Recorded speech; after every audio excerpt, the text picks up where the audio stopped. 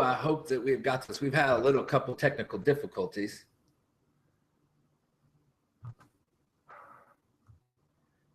I am here. Hi, everybody. Let's get an audio and video check. So anyway, here is where we're at. If you hear me, let's give me some feedback. We're going to change Webinar Fusion. So how is everybody here? If you can give me some feedback, that would be great. So I know that you guys are here and seeing the audio and video today. Hello, hello, hello, everybody. There we go. I can hear and see you. All right, let's get this. So I don't know it. Paul, I started it, and but I think today will be all right once we get this thing.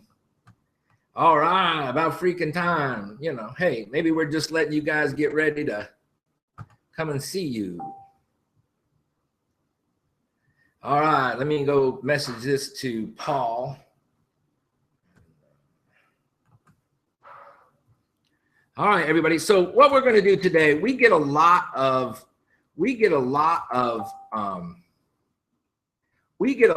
questions about, hey, which is better?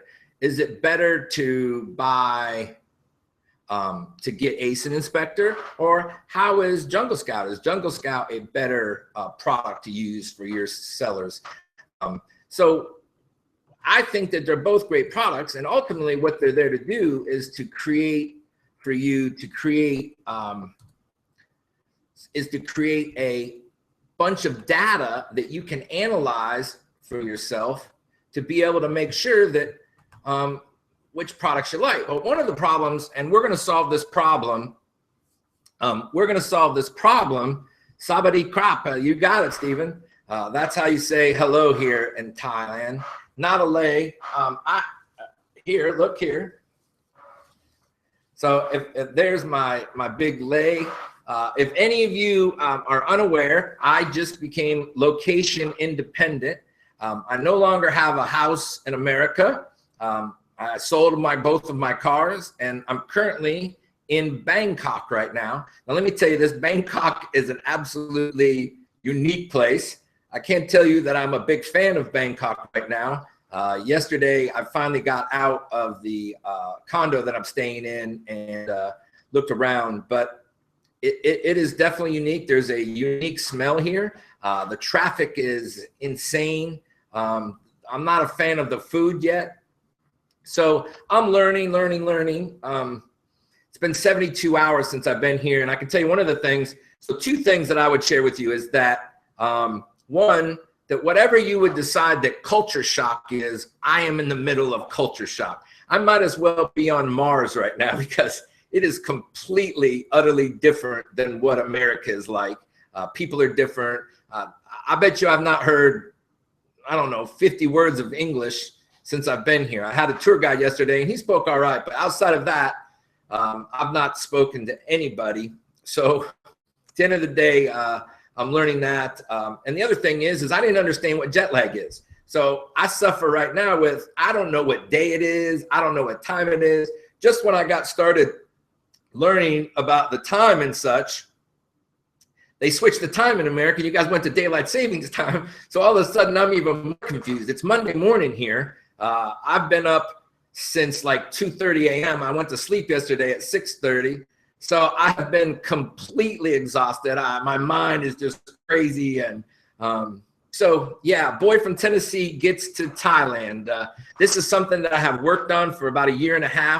I planned really for a long time, wanted to go someplace cool. And I'm going to Chiang Mai ultimately, Bangkok. And then later this week, I'm going to go, or actually tomorrow, I'm going to go to Koh Chang, which is an island.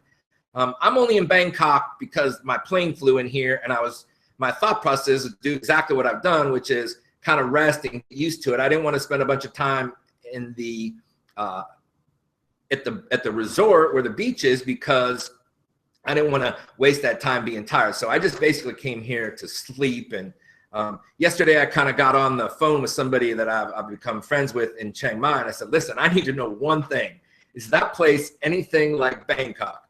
Because if it's anything like Bangkok, I want nothing to do with it. I'm going to go get a plane ride. Even 2 days ago after being here, I was so exhausted. I was out of my mind.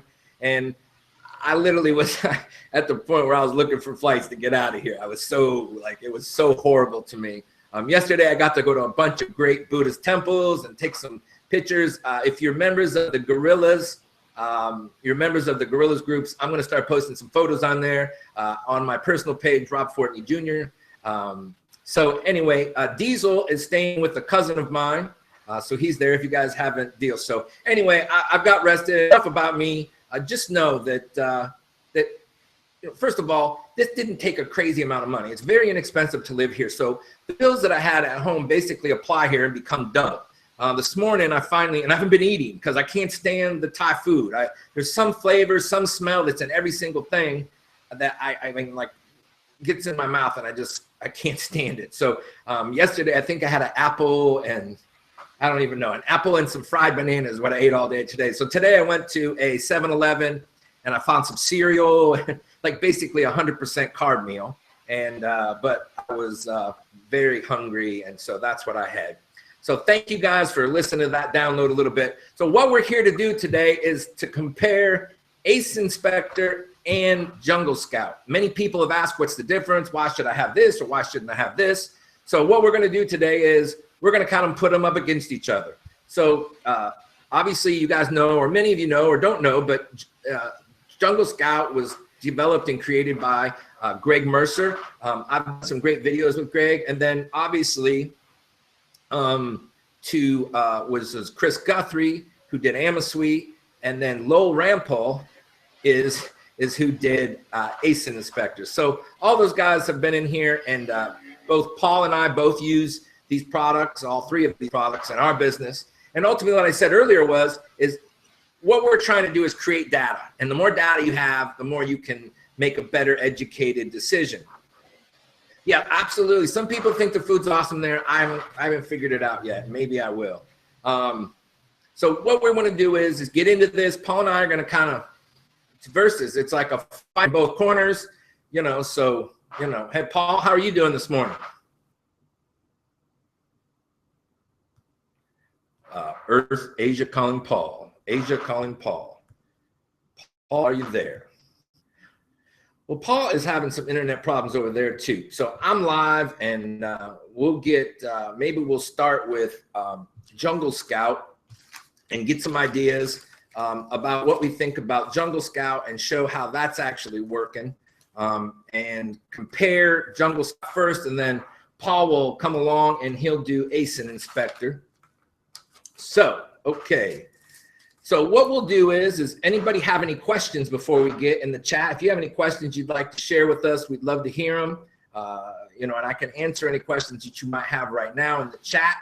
And then we're going to get right into it. We're going to put Jungle Scout up on the table. Paul's a lot better with using Asinspector. Are you there, Paul? I am. I'm going to apologize up front. My internet is very, very flaky. It keeps on coming in and out today. So if you lose.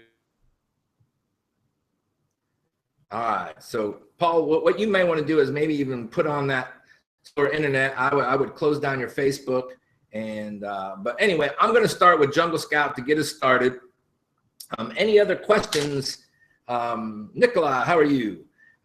Rich, how are you? Guys, please don't update the baseball scores. It ruins the game if we haven't watched it yet. Yes, well, it's the last moments. I know the Royals have been doing well. Thank God for on my TV, I get about 3 channels of American TV, so I get to hear some English TV. It's also crazy hot here. Really, it's more humidity than anything. You go outside and it's there. So let's get started with Jungle Scout one more time. Do you guys, any of you guys know, you think you're back there, Paul? Do you want to start? Why don't we see if you stay online? I'll start with Jungle Scout, and then you can come in after that. And let's see if you kind of stick with them and make sure that maybe you want to switch over to that slower, more consistent internet. They're saying that you sound garbled, so.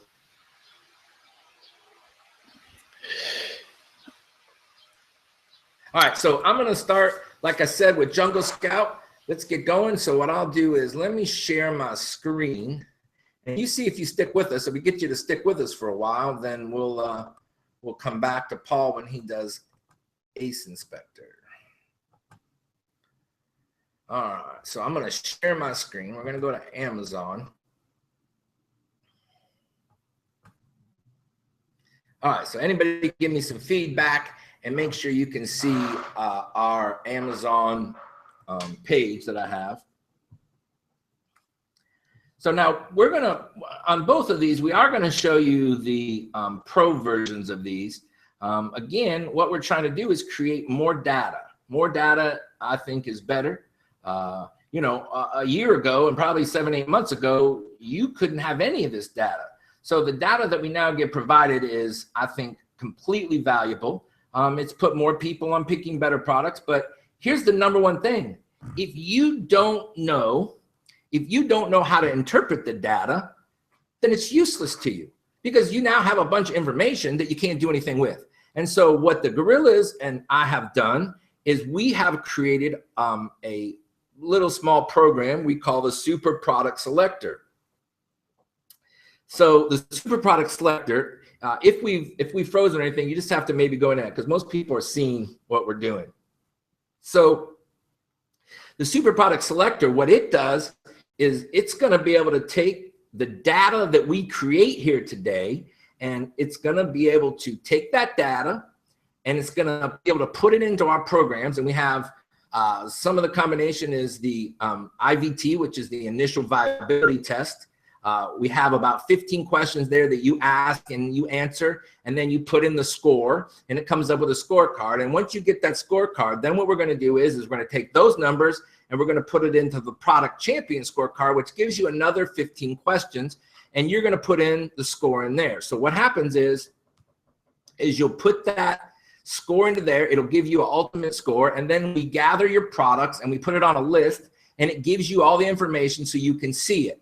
And you can compare it all and come up with a bottom line score. So I'm going to give that form to everybody that's here tonight. So that's going to be very cool. You'll be able to use that, which I think is probably the most important thing that you can do, is to be able to take the data that you have, take that data and interpret it as a, you're going to be able to interpret that data and be able to make a decision. Hey, Paul, are you still there? Have you stuck with us at all? Paul is still out right now. Okay, so let's go here. We know we're going to the, open up Amazon.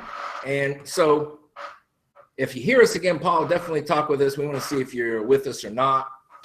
Yep, I think I'm here. All right, so we're going to see if you keep with us so we can, move back to you after I go through Jungle Scout Pro. Sounds good. Okay, so anyway, one of the things that you have to do, and with Jungle Scout Pro and Asinspector, it's not going to go out and find you products. The number one thing that we want to do is we want to find a product category. You know, sometimes people go, oh, well, I found this product. And many of the other people strategies, they go in and they just find a product. And once they find that product, they think that's the product they're going to replace. Well, I don't know that that's the reality of that. The reality is that you compete with the whole product category. So if there's 500 people in that product category, that's your competition, not the guy that's number 43. AmaSuite, what it does ultimately, we're not going to talk about AmaSuite a lot today, but AmaSuite goes out and searches the whole entire Amazon system and pulls out some products that are viable enough that they have certain attributes that then you would then go in and run Asinspector, or you're going to run Jungle Scout on it. So that's the difference. So we're just going to assume that we've maybe found some products that we like. We're going to kind of go through some categories and kind of look at them and look at the numbers. And then we'll kind of pick a product, and then Paul will come in and he'll look for some products his way. We're going to look at similar categories, and he's going to come up with a product, and I'm going to come up with a product today. So anybody, let me check real quick. If anybody hasn't followed us, let me see. Let me see if you haven't come up with it. I don't remember correct. You should use Pro with Chrome. I have Pro. I hope Asinspector fixed their revenue figure is a problem.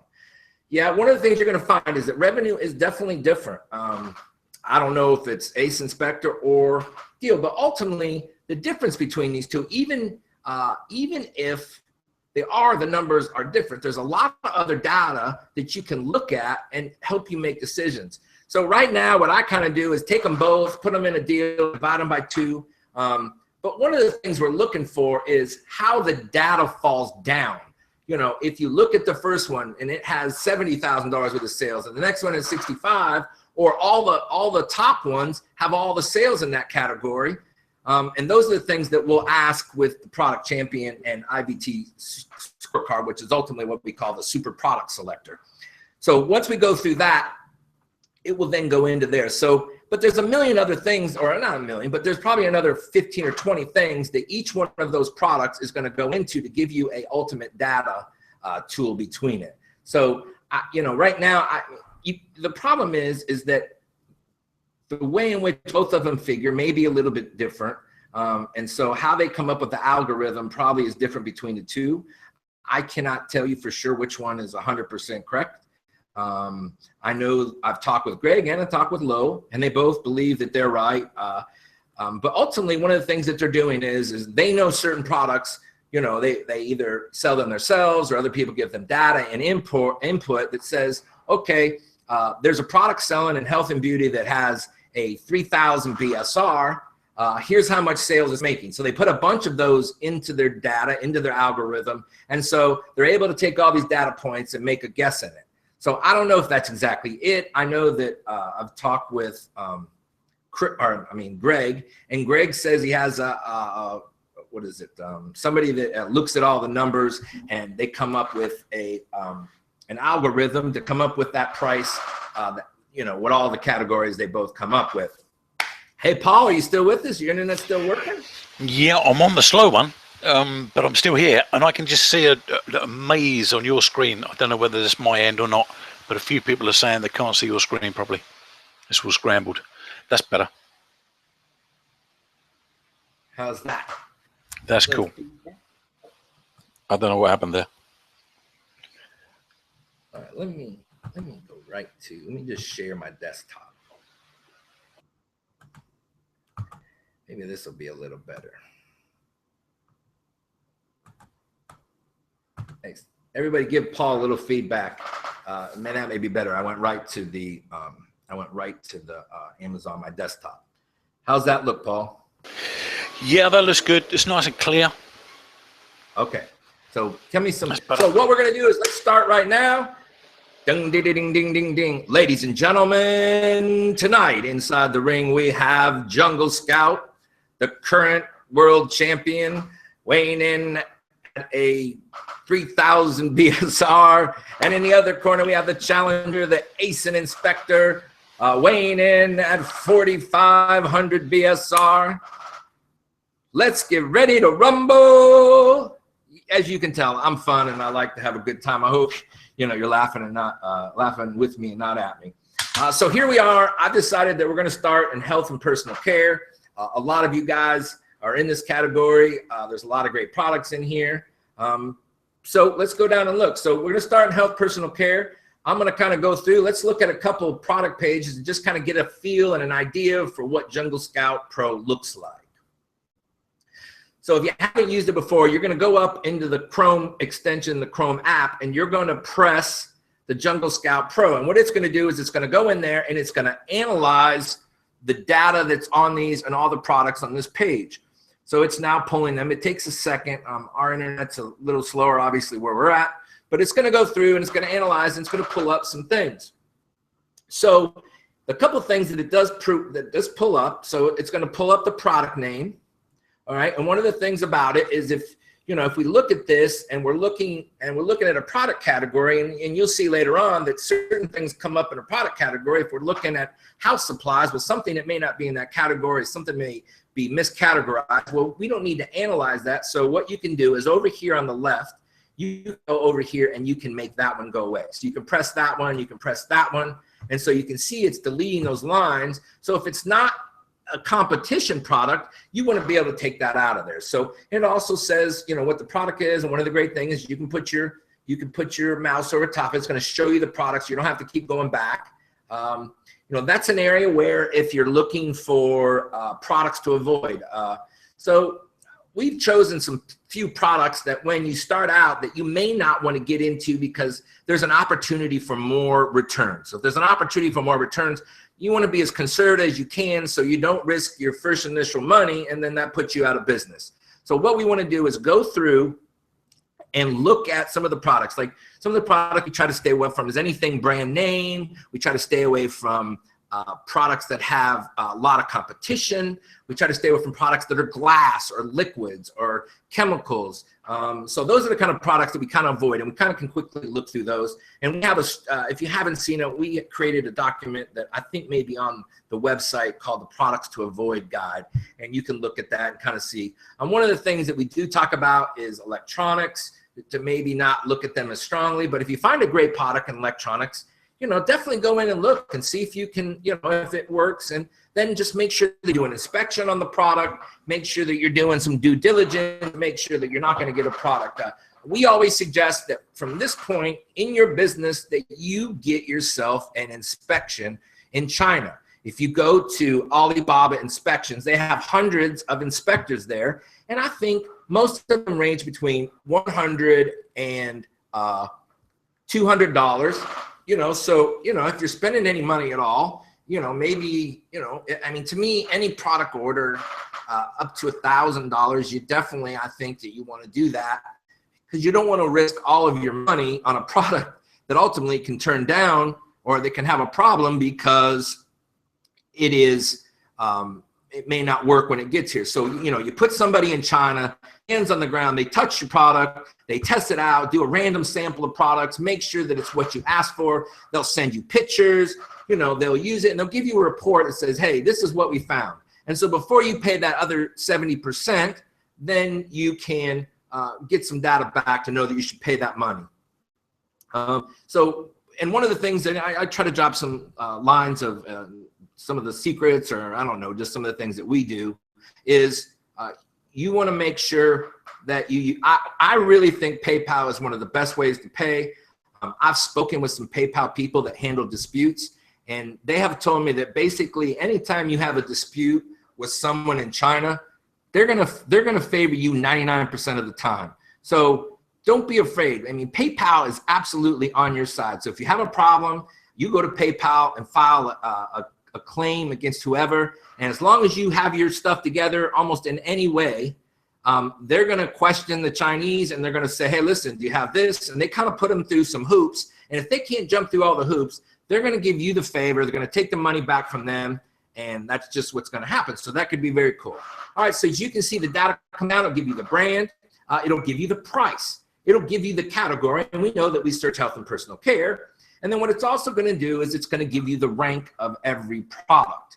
And this is where some of the interesting things that we weren't able to see 6 months ago, which is the estimated sales, the estimated revenue, the number of reviews, which is a solid number. But these two numbers, let's just be realistic. There's no way Amazon's not giving us those numbers. They're not just like, hey, here's the number. So again, both of them have to come up with a algorithm that will give you some estimate. And so that does say estimate. Let's just be realistic with it. But you can see there's a whole bunch of other categories that we're going to be able to look. The number of reviews, and then the rating, and then who is selling the product. So Amazon sells that one. Amazon sells, so Amazon FBA, that means you guys. And then if it said merchant fulfilled, then that's where it would say that as well. So there's most of the page. Now, one of the things we want to do is we can create a better filter. So when you press filter, comes up with another small thing that you can say, these are the parameters that I'm looking for on this page. So first, what I would do is before I pulled up the parameters, what I would want to do is I would want to go in and extract the next page so that I can have enough data in there that I can, compare and maybe get some filtering going on. So, you can extract the next page, you can extract another page. And so, you can get yourself 60, 100, 120 different products in there, and then you can go in and filter those products.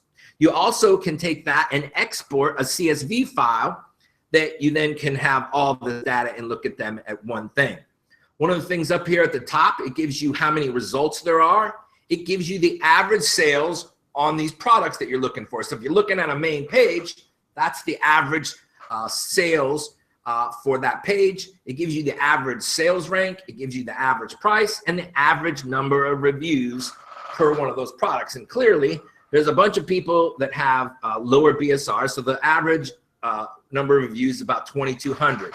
Now, obviously, we're not looking at a specific category. We're looking at all the best sellers. And we're going to kind of go into these a little bit more in a second. I just wanted to go through and kind of show you some of the things that Jungle Scout. Hey, Paul, are you still with us? Have you stayed with us? We just want to make sure. Yeah, I'm hanging in there. All right, everybody still can see the screen well? Yep, it's all good. All right, so we're going to go into the filter again because now we pulled up 36 results. So what we want to do is, I don't know if any of you guys have AmaSuite. Some of these are the same things that you can use with AmaSuite. So we can go with a price. We want a price. We suggest you want a price it's over $15 because if you're looking at products that are $5, it's very hard if you're under $10 to get enough of a margin. You know, it costs, you know, we call the number, and just an estimated number for you guys is that a product costs about $7 to $8. Well, actually between 6 and 7, depending on, this is as you get closer to Christmas, this number is going to go up because they're shipping more products. But per kilogram, which is 2.2 pounds, so you got to think that about every pound is about $3.50, $4, just to give you a quick estimate. But Jungle Scout's going to give you some amazing information. So now, depending on what your opening budget is, so if you only have a couple $1,000 or you have $1,000, you're going to start out very small, then you can't get a higher price product because a $40 product that costs you $20, you're going to sell for $45, and you only have $1,000, 50 of those all of a sudden equals that. So to only have 50 is really going to be what we call a test. Now, we do like to do tests on all our products, but we wouldn't want to blow our entire budget on 50 products. We want to find a product most of the time if you're just starting. Now, if you're on a second or third product, I suggest that the more you can get closer to the 35 number, there's a lot less competitors. One of the reasons everyone finds all these competitors is because there's lots of people, there's thousands of people showing up from ASM, from other programs, and they're coming in here, and everybody doesn't have a lot of money, so they're buying products $15, under $20. So if you have enough money and you're on your second or third product, try to reach up a little further so that you can put yourself out of some of that competition, because you're going to get ahead of them. So let's just right now put in $50 to what we're going to do. All right, it's $50. And so number of reviews. So one of the things we try to do with number of reviews, we want to look at a lot of products that have a number of reviews probably under 500. So let's go between 500 and 1,000. Now, these numbers can change, guys. I mean, you can search this any way you want. I just kind of come up with some ideas. So a rank, many of the courses or strategies out there, some of them suggest that you should only have a product under 1,000. We don't teach a strategy like that. We want to be able to get in what we call medium-sized markets. We don't want to have 500 competitors. Things like barbecue gloves, things like silicone cupcake holders, or spoons, as my friend Paul. Hey, Paul, tell them just that real quick. Paul, when I met him first, he's an ASM guy. He was stuck, was selling about 3 a month of his spoons. Paul, we have spent about the last 6 or 7 weeks. We created some small strategies. And Paul, what is your number that you have in spoons right now? Go. That's a big fat 0. Totally sold out. One of my most proud favorite things, I don't know if any of you guys are aware, we have a small group we call the Amazon Gorillas Boot Camp. And people in the boot camp, we have 3 or 4 other people that have gotten stuck in their ASM or other products that they've chosen. They have more and they're not moving, they're not selling. So we do some price changes, we do some keyword things that we've been seeing working over and over and over again. So it's one of the proudest things that we have done, which is give people their money back so they can then get into some more markets. So we try to keep a rank for us between maybe 4,000 and 10,000, you can drop that number. I don't want you to get stuck in a number that, oh my gosh, there's a lot of stuff here. So don't, you can search different ways. We're not looking for that specific product. We're really trying to analyze the whole category of products. Estimated sales. I don't think this is important because, again, we're looking at how the category falls down. So it starts out at 60, 70,000. So one of the things that we talk about is to try to keep your number in your category above, like on the front page, between under 300,000, 250,000. We don't like to get into products that are over $300,000 because then all of a sudden we're getting in such a competitive market. And many of you have experienced people that come into your account or into your category and they might buy your product and give you bad reviews. They're doing everything they can because some people have no morals and they're super competitive and they do things to damage you so that you can't compete with them. Well, if you're in a market with a lot less competition, there's a lot less people who are going to do bad things like that to you. So this isn't as big of a thing to me, but let's just go from 10,000, and I'm just kind of showing you these things, to $50,000. Estimated sales. I'm sorry, I messed that up, guys. So estimated sales, which is, we want to sell how many products a day? So we want to sell 10 products a day. Obviously, we want to go from 3,000. There you go. I messed that up a little bit, guys. I apologize. I didn't look at it right. So let's say, actually, let's drop this figure down because I'm okay if I sell 4 products a day and I'm making a $20 margin. I'm making $100 a day. I'm selling $100. That gives me 3,000. That makes me about $900 a month. And what we try to do is to find 5, 10 products that produce $500, $1,000, $1,500 a month in profit. You have 10 of them, all of a sudden you're making $10,000 a month. So we don't look for a product that sells $25,000 a month or 50. Now, I'm not saying we won't accept that. And one of the things that we've seen in our business is that there are products that become a lot better and they become a lot more sales. They might sell 10,000, but our first initial goal is to try to rank on that lower first page, the second page, or maybe even the third page, and get $1,000 in sales to start out with. Get us $300 in our pocket. Because one of the things I want you to think about is ultimately what we're trying to do is what I did, which is how can I pay my bills? How can I pay my car payment? How can I pay my house payment? So if you find a product that makes you $500 a month, your electricity, water, and cell phone bill is paid. And ultimately, that's what we all want. We want to be able to create less bills in our life, cover our bills, have them spread out over multiple products. So if we lose a product, there were people over in China, they had their product and the whole port blew up. All of a sudden, there's a whole container full of their product, and all of a sudden they can't get their product. They're out of business. They're completely. We want to make sure we have 5, 10, 3, 4, whatever that number that we're getting at, that we can use. Everybody with me? Everybody excited about hearing this stuff, about seeing what Jungle Scout can do? Give Paul some feedback because I can't see the chat right now. But if you're excited about seeing these things, I would love to hear it because I'm excited to talk about it. I love doing this and I love sharing this with you guys. So estimated sales between 1,000. We're getting some positive feedback, Rob. Carry on. Great. So between 1,000 sales and I don't know, let's say 4,000. Again, these I don't need a 4 million. And let's say 4,000 sales a month. Okay. Estimated revenue, we talked about that. I don't think this is important, but we'd like to see products that at least have, let's say, now remember, we talked about $5,000 a month, and we kind of quickly estimate. Now, I've got a product right now we're working on investing that has a huge margin on it. I'm able to put the product together for about $6 total, and it will sell over $35. So you can see the kind of margin. So if you sell 5,000, you're going to make 2,000 maybe on a product. So that's incredible. So you only have to sell 5,000 to make 2,000. That's what we want. So let's go up to, I don't care if you go up to 25,000. What kind of product?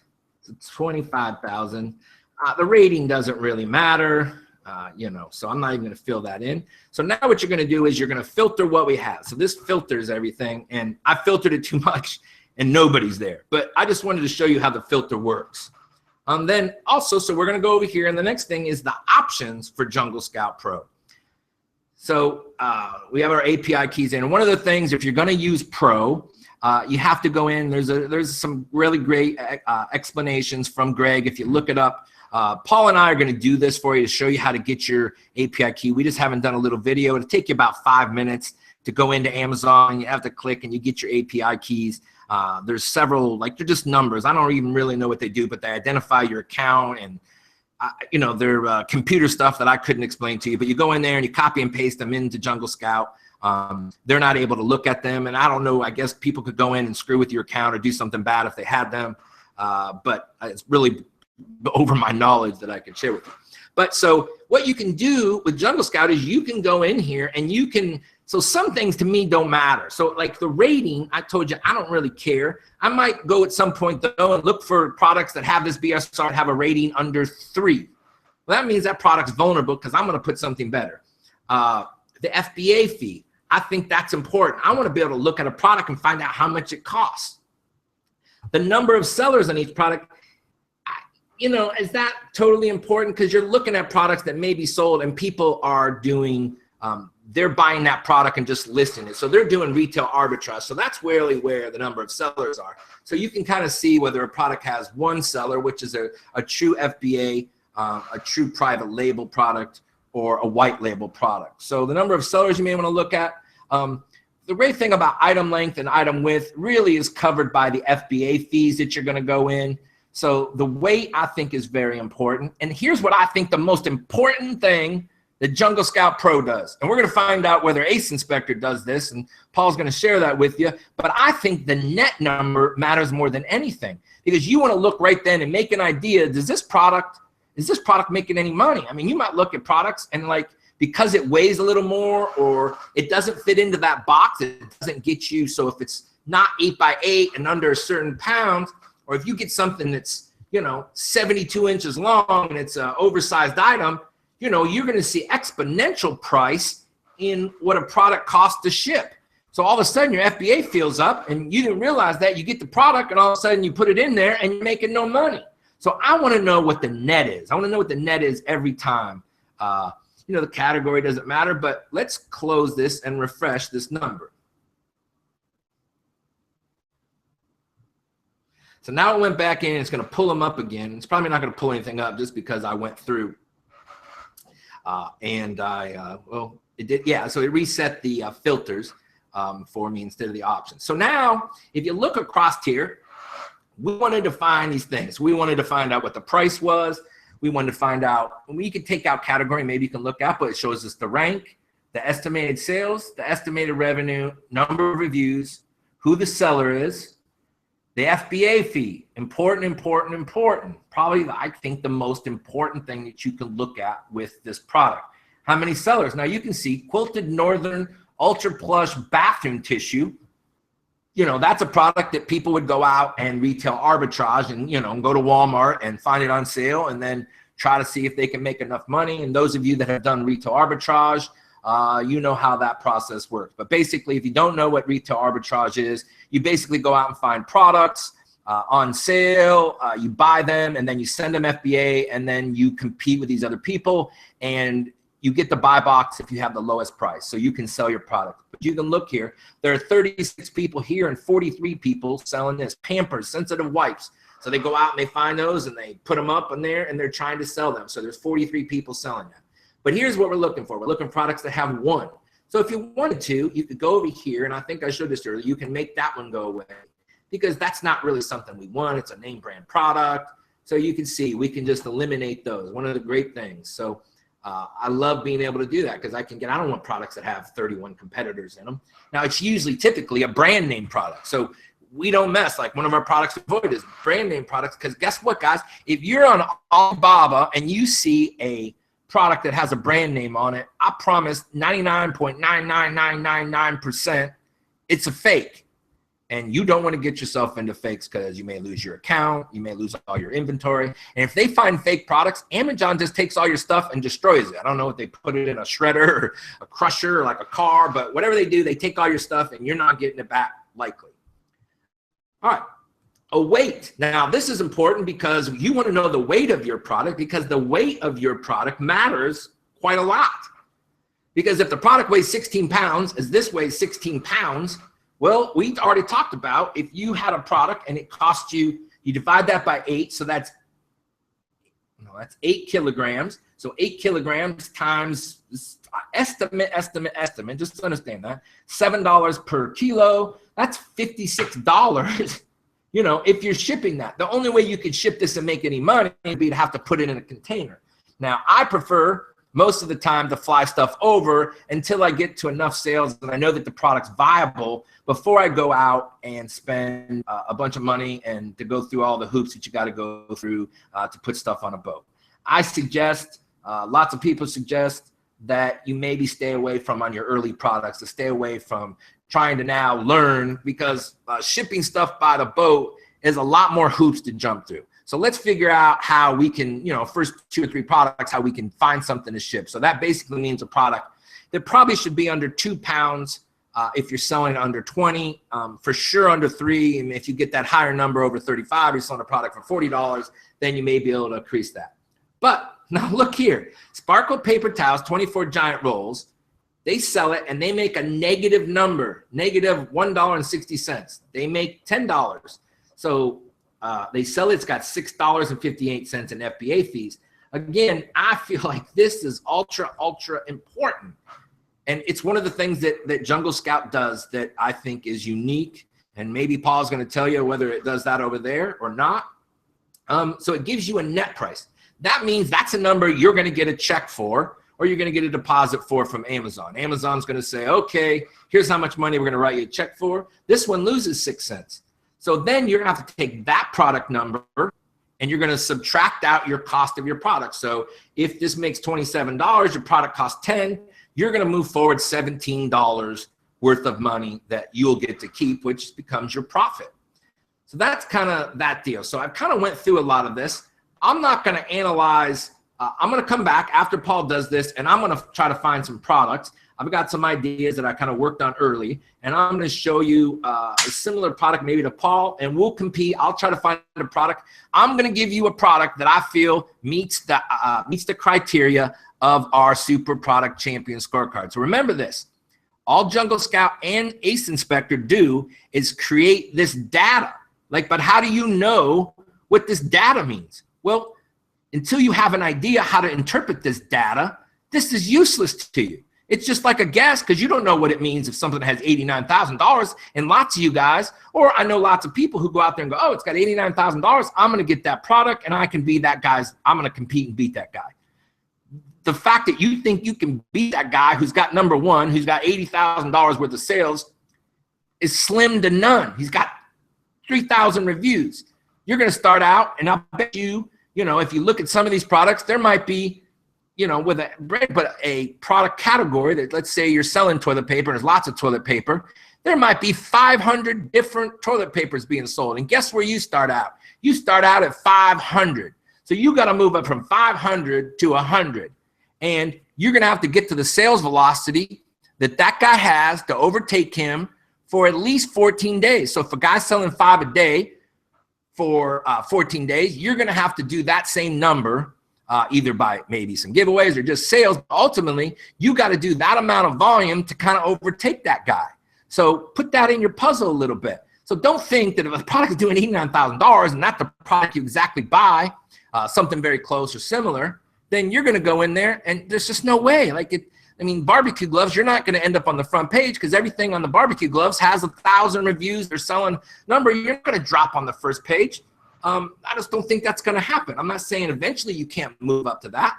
But again, we don't want to be in a category like that. We want to be in a category that you can get in on page 2 or 3 pretty easily, because you can go, okay, this product, it's ranked number 35. It's selling 3 a day. It has 50 reviews. Well, heck, I can do enough product giveaways or enough promotions, and do a lot of PPC. I can get up to there.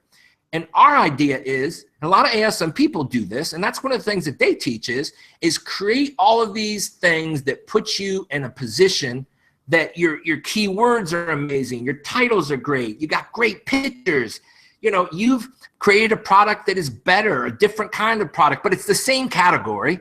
You might create a dog, nighttime walking leash, and your walking leash is different. It's more quality. It has different attributes to it that make it different. And then you're going to go in and sell that and be better. I can tell you this, I can beat number 35. I can beat number 40, because they're probably, you go look at listings, the guy at number 50, he doesn't know what he's doing. He hasn't listened to me or ASM or Mark Scott Adams or Scott Volker. He didn't know any of that stuff. He's just out there, tried his own deal. He might be in China even. So then when he's coming in and what he's trying to do is, you can just beat him because you're going to create a much better listing. And that's how we try to compete. That's what we try to do. Again, that may be different than your theory. And that's okay, but that's just kind of what we do. And we just trying to share what our ideas are. So Paul, are you ready to show us some of the attributes of Asinspector? Oh yes, let's bring it on. You're going to bring it on? Do you think your product's better than me? Well, we're going to find out. We'll just find out. Let me get me out of what I'm doing. I'm going to stop. Does anybody have any? I got this towel on. I don't know why. My neck gets like sore. I don't know why. I guess it's some.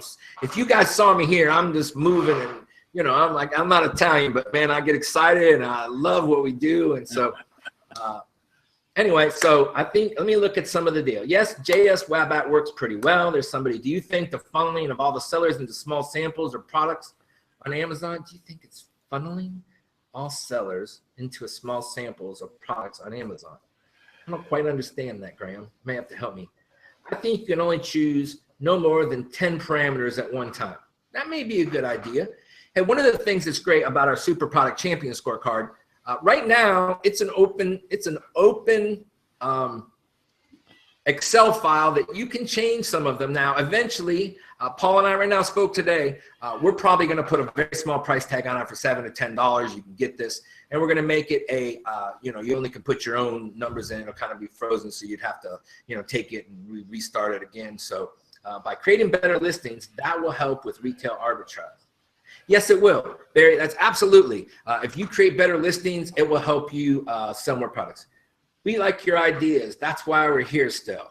Hey, thank you, Ava. We're glad we kept you involved here enough. Let me see if we lost a bunch of people. No, we have more people than we started with now. Usually, we had over 400 people register for tonight. And usually we get about, on the first run, we usually get about, I don't know, Paul, we get about 30, 40%. And then within 24 hours, we'll get all the rest of the views pretty quickly. After you have your PL product listed, how do you find out what page your PL product is on? Well, I mean, you're just going to search your product and it's going to, put your ASIN number in, you search it, and it'll show you exactly what page it's on. Well, no, it's keyword dependent. Because right. Yeah, that's right. You'll show up on different pages with respect to what the keyword's ranking you for. So you just put into the all and just put the keyword in that you're looking for. Metal coat hangers, wooden coat hangers, whatever the case, swivel coat hangers with lights on, whatever you're doing, and that will show you up what page you're on. I thought we were talking about your BSR and what your rank was, so that's why okay. And also, so one of my tricks, I don't know if it's a trick, but one of the things I try to do is I try to find keywords that have a lot less searches. I love a keyword that has 500 searches a month because I can go in and compete in that. So if I have a product that has 500 searches a month, well, I mean, if I close 5% of them, I'm going to sell 10 products just because of that. Because I'm going to rank higher for that product because in my private keywords and my main title, I may be using that and promoting. I may be using it for my pay-per-click. So I'm going to run people into that keyword and maybe rank quicker and easier in that quick word, which bring my rank up. So that's one of the things that we really try to do. Will this work for retail arbitrage? Well, sure it will. It's data. We want data. All right, Paul. Your turn, buddy. I don't think you can beat me. I think I got it. Let's do it. You've certainly got the spiel. I'll give you that. But it's not about the presentation. Well, I guess it is. But it's all about the data as well. So I'm not as versed as you when it comes to public speaking, but let me see what Asin can do. Let's put it that way.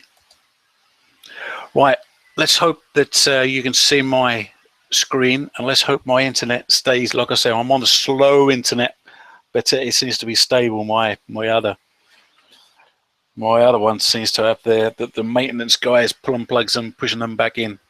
So, right, basically what I've got here is, again, I've just gone straight into the Amazon front page.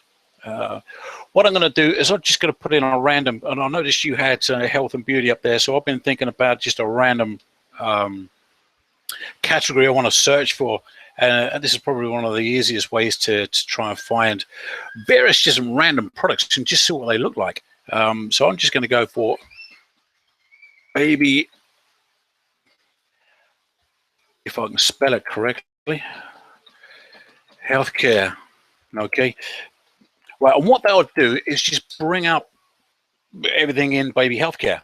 Okay, so here at the moment I'm showing 205,466 search results for that particular key term. Okay, baby healthcare. I'll have a look through it, and it's just full of random stuff. Same as what Rob's page was, just full of random products just listed under that particular category that we searched for. Okay, so what I'm going to do now is I'm going to go and press my Asinspector Pro Chrome extension button up the top here. And that's now going to go and pull all of the data from that particular first page. Now, at the top here, it's automatically showing. I've got 17 results showing. The sales rank is the average. So we've got similar type of things here. We've got the sales rank is averaging on 7,112. The average price, the selling price is 15.45, and the average number of reviews on this particular page is 544. Okay. Now, as you can see, the interface here, or the user interface, is a little bit different, but it's got similar traits or similar categories than what Jungle Scout Pro has got. So over on the left-hand side, we've got the position within the page itself. So we've got 1 to 16, even though we've got 16 out of 17. Okay, so we've got 1 to 16 now. We've got the hyperlink for the actual product itself. So if you hover over the hyperlink, that's going to show us an image of what that product is in that particular position. So you can see these. Now you'll also see a little blue dot. Okay. Now this is where that title has been truncated, in other words, ... So if I press on that, that's going to allow me to see the whole title. Okay, hey, Paul. So which is a cool thing. Yes, hello, Rob. Yeah, Stacy, Merchant Words is a great thing, but one of the things you guys are going to notice is that it's very small. And Asinspector, by the way, Paul, here's an advantage of Jungle Scout. Jungle Scout has a much bigger interface that you can see stuff. Maybe it's because you got more data, but it's very hard, and I know it's kind of hard to see and read these. Listen, just listen right now, and you'll be able to, I mean, the numbers aren't as important, it's just what it does maybe. So anyway, you know, we apologize at that, but that's how small it is. I mean, they're very small. We can even try to, oh, isn't there a button on there that you can push, Paul, that makes it a little Yeah, here we go. Here comes an uppercut. Here comes an uppercut. What are the features down here on the bottom left-hand side?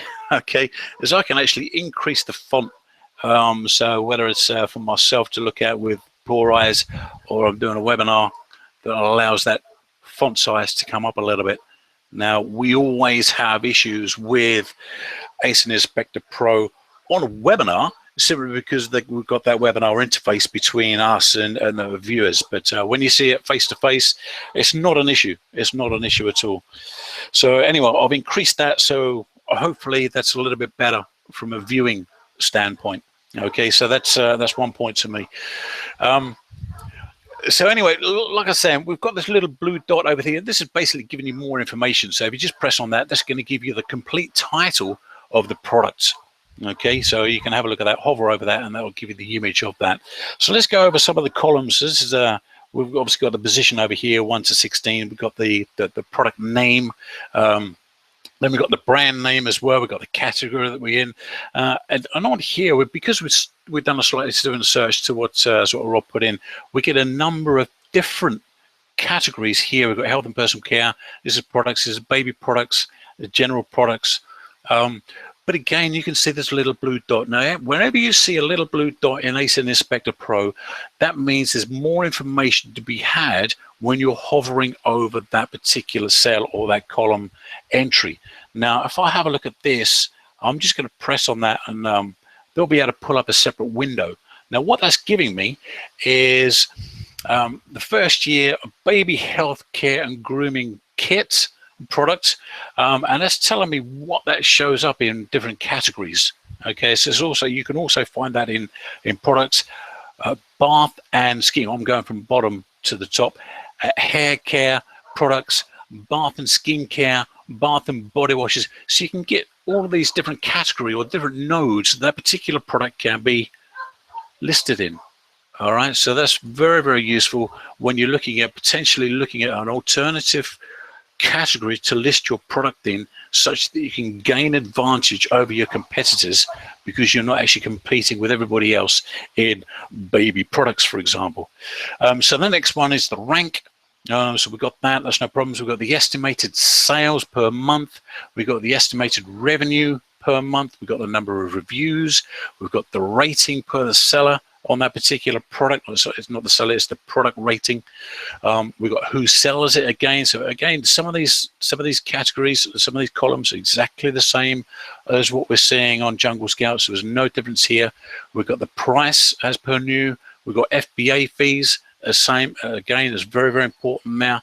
We've got the net weight. Now, if you wanted to add some other features in there, in other words, set this up like Rob was going through various different categories. Let's have a look, see if we can do that. So again, we've got the little toolbox symbol down in the bottom right hand corner, so a spanner and a hammer. So if we select that, we'll be able to turn on and off all of these different elements that are showing up on that analysis page. So you can have your ASIN if you're looking to show that. You can have the parent, you can have the link to the product. Yes, we've got the link to the product. That is where the title is, and we've got that hyperlink. But the product name, yes, I'm interested in that. And the brand, yes. The category, yes. The rank, yes. Estimated sales, absolutely. Estimated revenue, yes, please. The number of reviews, absolutely, I need that.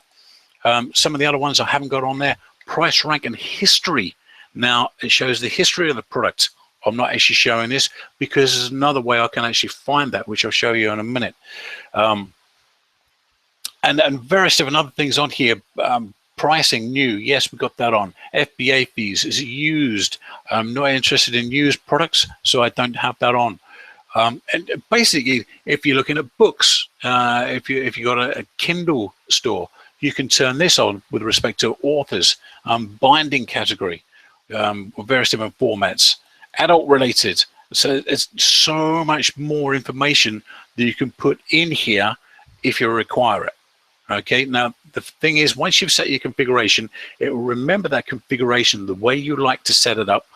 It will remember it next time you come in. So that's one advantage there, so which is good. Now we've got the filters up. We've got a number of different filters up here. So if I look at these filters here, I can turn these filters on and off just by this little funnel symbol down the bottom right hand corner. So they've now gone. If I want to turn those back on, I can do. But let me turn them off for the moment, and let me sort this from highest to lowest. And I like to look at the revenue. So it's just by clicking on this little arrow here, that's going to give me that's going from lowest to highest. If I go highest to lowest, and that's filtered it like that. If I want to look at the number of reviews, I can do the same now. The lowest to the highest, highest to the lowest. Okay, so we can actually sort of rank them in order, ascending or descending, depending on how you want to look at that. Now, if I want to go back in and have a look at some of those filters, and again, I just want to get a one-for-one on Jungle Scout here. If I want to look at estimated revenue, so I want to do anything less than or greater than a certain number, I'm going to filter it. I'm going to be doing that. So I don't want to do anything 10,000. Okay, so it's now going to filter anything out. So anything less than 10,000 I've got rid of. So I'm now only looking at the information that's over 10,000. Okay, Now, if I change that symbol to a less than, it's obviously going to give me anything less than 10,000. All right. So I've now got rid of all of the information there that is over $10,000 revenue per month, if you wanted to sort it that way. If you want to clear the filters, just clear the filters over here. Okay, and they'll just go back to normal. All right.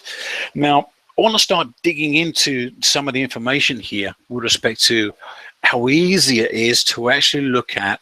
Now, what I'm not going to do is go through the same information what Rob has already gone over with respect to looking at the number of categories we're in, the pricing. So it's just repeating and wasting time. So I'm going to dive straight in, and I'm going to see if I can find a product that we can look at and see if we can make some money on it and see if it's worthwhile.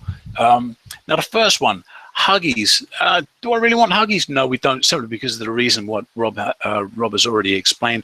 This is a highly branded product, and again, if I don't like it, just get rid of it. Okay.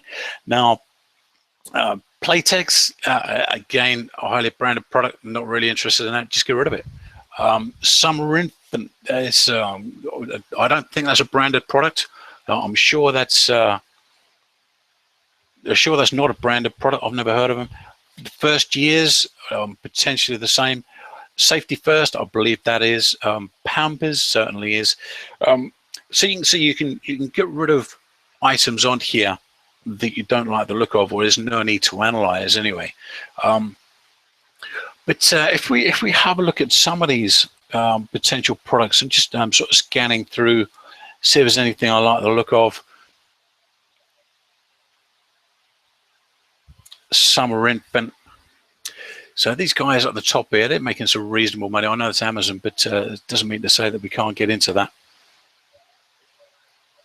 Oh, look, there's a Summer Infant. Okay, I quite like the look at that. So what I'm going to do is, just in case I lose my place, I'm just going to double click that, and that's now going to highlight my row is yellow. You know, as if I'm scrolling down, I'm scrolling up, I'm not going to lose my place. I know exactly where it is. Okay, so that's there. I like the look of this product. Now, what can we do? What does Asinspector Pro give us? Right, it gives us a lot of information. Okay, so over here, we've obviously know we're doing around 18,000 on a revenue. We've got 380 reviews. Well, that sits right in our criteria with respect to what Rob was saying earlier from a number of reviews. Rating 4.5. In other words, we could probably do better. He's got a number of 1 stars. He's got 2 stars. You can see this little box come up, little yellow jiffy box, and that's given us the information direct from this page. So we've got 5 stars, 72%, 4 stars, 14%, 3 stars, 7. He's got 2 stars at 3%, right, and 1 star, he's got 4% of those, making up his total of 4.5 rating for that particular product. Okay, this is now selling for $18.06. FBA fees, $5.46. The weight is 0.2 of a kilo. So that's on the right side of that. But basically, what else is this? There's a little number of symbols over on the right-hand side here. I'm going to go through them randomly, but so this first one I want to show you is the little key symbol. I'm going to press that key symbol, and you'll be able to see keywords.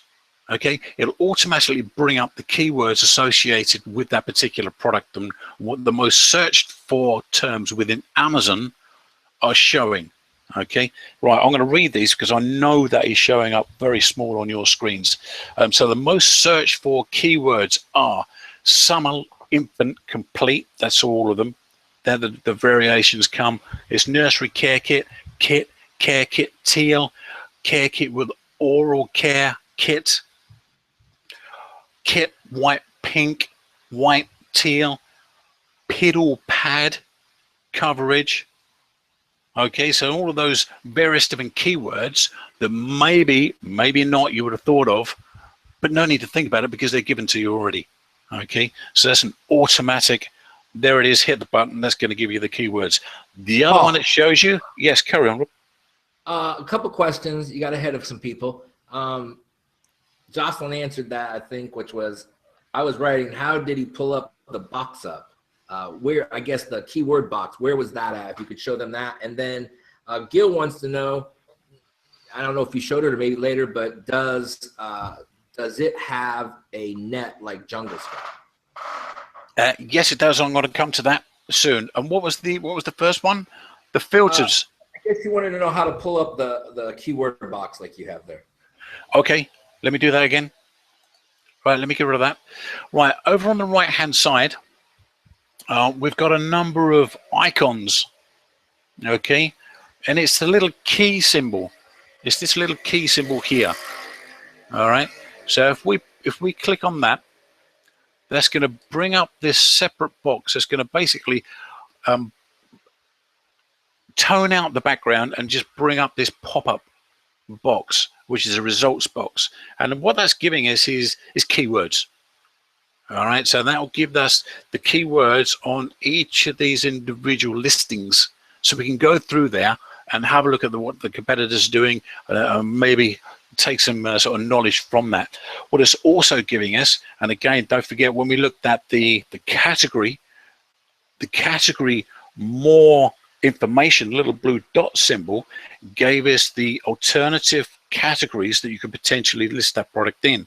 Now, again, we're getting similar information here where we've got recommended nodes meaning subcategories, as health and personal care, home and kitchen, and baby. Now, do you think that this coming up in home and kitchen has got more competitors or less competitors if you're listing under baby? Well, I would suggest it's less, but you know, that's one of the things that is down to individuals. I know some people like to list in alternative nodes or subcategories if they can. So this is giving you the recommended sort of subcategories to possibly list in. So that was the key symbol there. All right. Now, the smart thing about Asinspector, I'm going to just jump straight in now because I quite like the look of this product.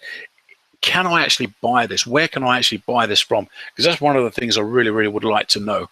So the first symbol on this right-hand side here on these icons, if you press that, that'll take you straight to Alibaba,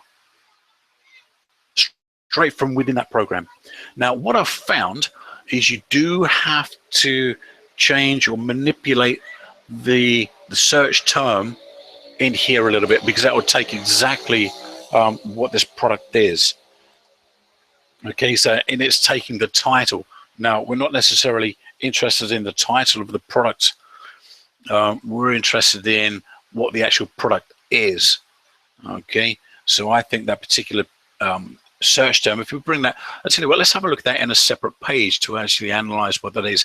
So what we can do is just on this, it's got two little windows here. This symbol here, if we press that, that'll just bring this individual product up in a separate page. Okay, if we press on the icon, that'll just bring up the Amazon listing. Okay, now if I believe this is kit. Okay, so when we've gone over from this main listing here, we hit the Amazon, the Alibaba key. We went straight into Alibaba, right? But we need to change. We've got care kit in there, so I'm just gonna put baby care kit. Get rid of the teal whites. We just do a search on that. And let's see what we come up with.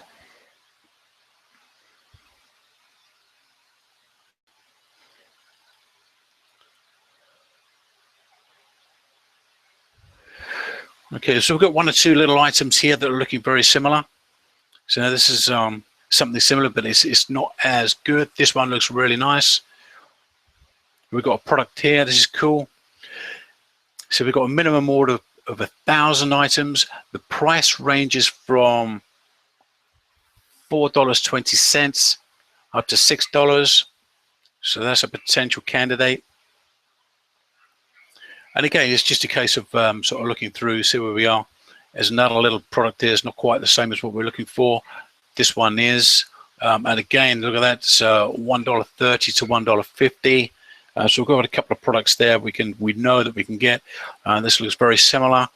Again, $4.88 to $8.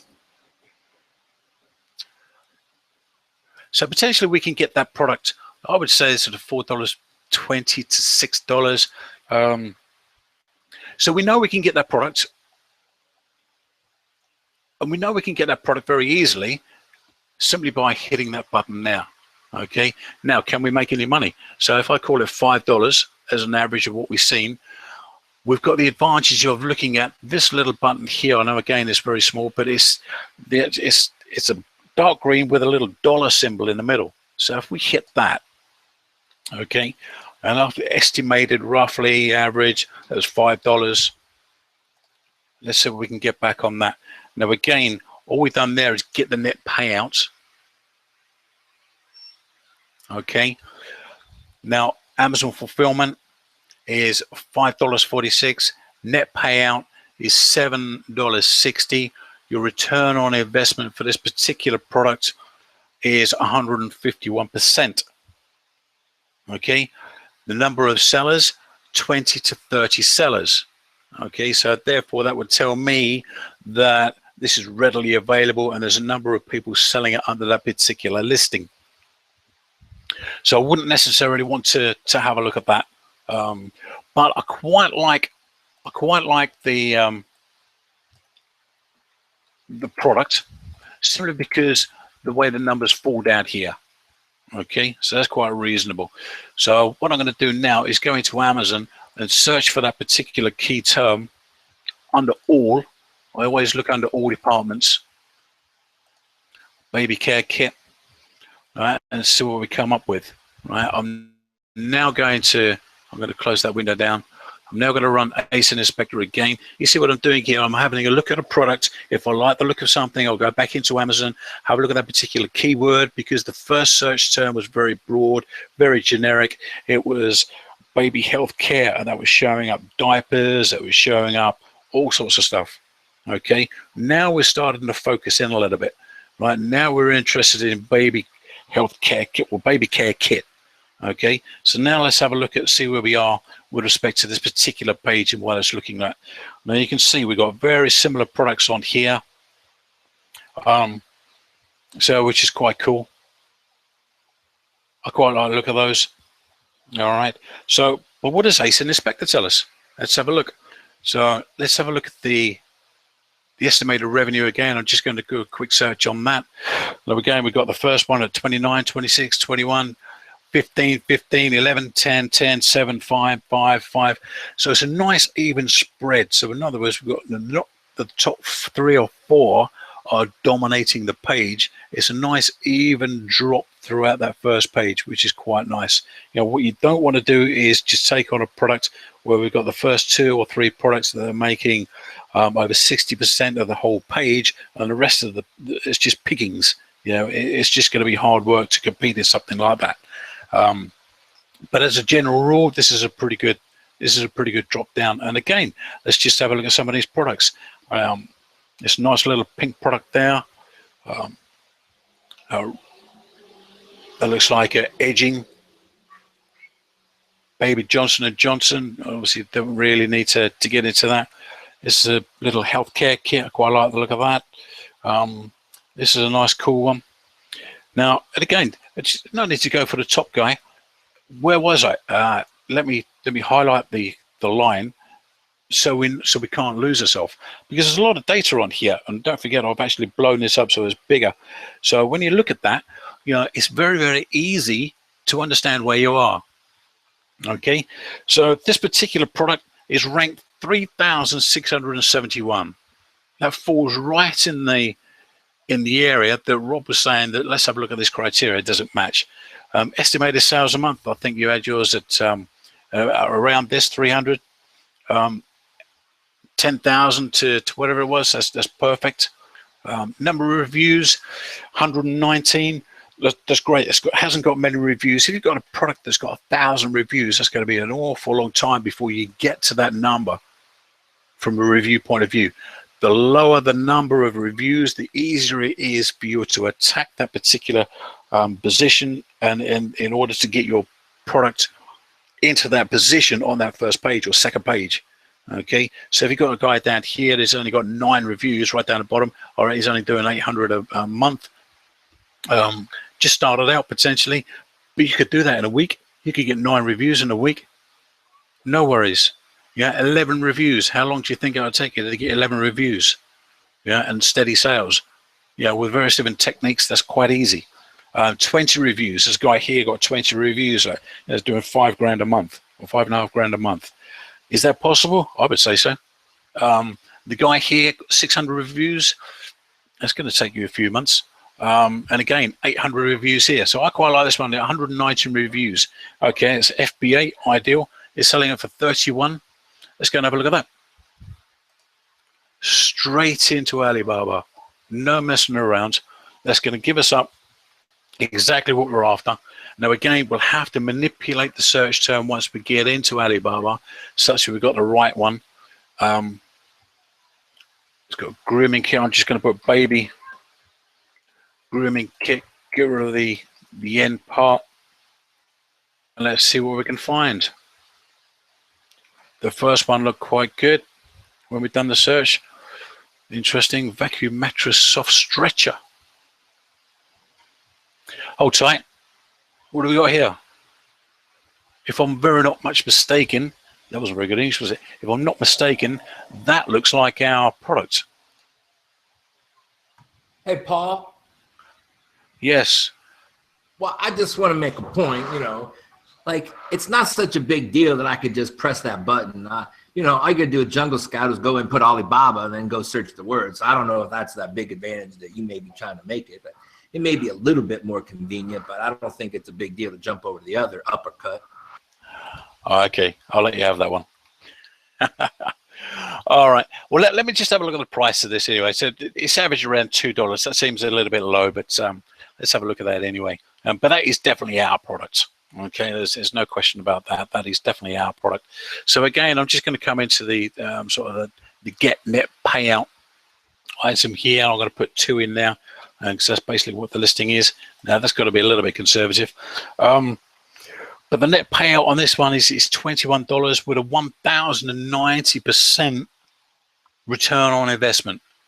Now, clearly, this is a product that you should be interested in, but you also need to be careful about, because that $2 to me sounds a little bit low.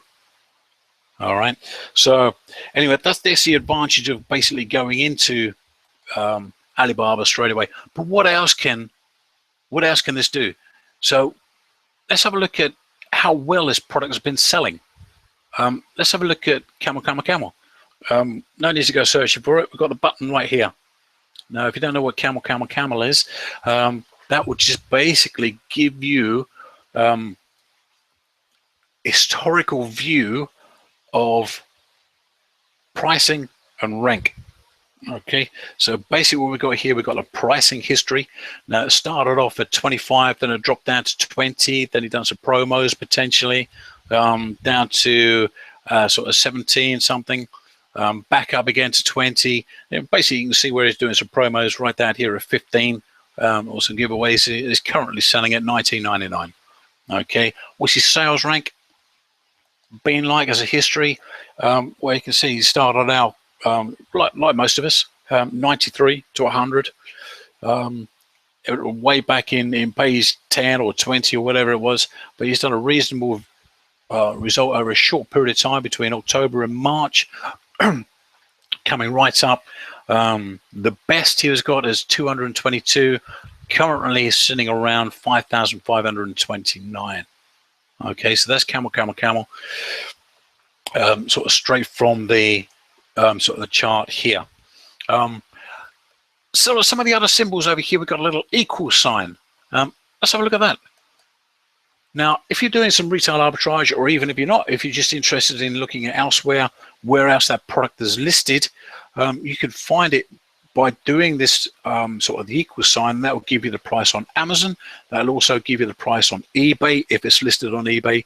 It will also give you the Walmart price if it's listed on Walmart, as well as the Target price if it is showing up in Target. In this particular case, it's not. eBay is still thinking about it, so one would assume it's not listed on there at all. So the only place that it's selling is 31.25 on Amazon. Okay, but a lot of people do bundles. Okay, and one of the best places to find what to put with a bundle is frequently bought by, or frequently bought with, or also bought at the same time. Other people have bought this, also looked at this. Okay, so instead of going back into Amazon and having a look at that, you can just pull up this little one here, frequently bought together symbol. Okay, now what that'll do is just bring up another pop-up window with a separate tab, and that will list the items that will frequently bought with that particular product within Amazon. So what it's saying here is safety first. We've got our product there at the top. And what else is it saying? It's something similar. So I don't know why people would actually buy that. But one, interestingly enough, is FBA. The other one is fulfilled by merchant. Okay. So we've got that particular aspect there. So what we're looking at there was frequently bought with. Okay. Now you may be asking what some of these other symbols are. Well, let me go and show you. Now this one here is it being sold on Walmart. So if you just press that, that will take you to the Walmart page. And I think we're not going to see anything there, but we'll see something similar. Now what it's doing there is just pulling up the safety first keyword and showing everything that's listed under safety first. So this is perfect for anyone. Now I did see some questions in there. Does this work for online arbitrage, retail arbitrage? Asinspector certainly does, simply because of this. And what you can do is reverse engineer as well. Now a neat little feature of this is if I now go into Walmart.com,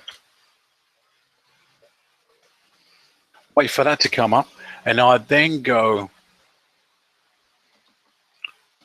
baby care. Yep.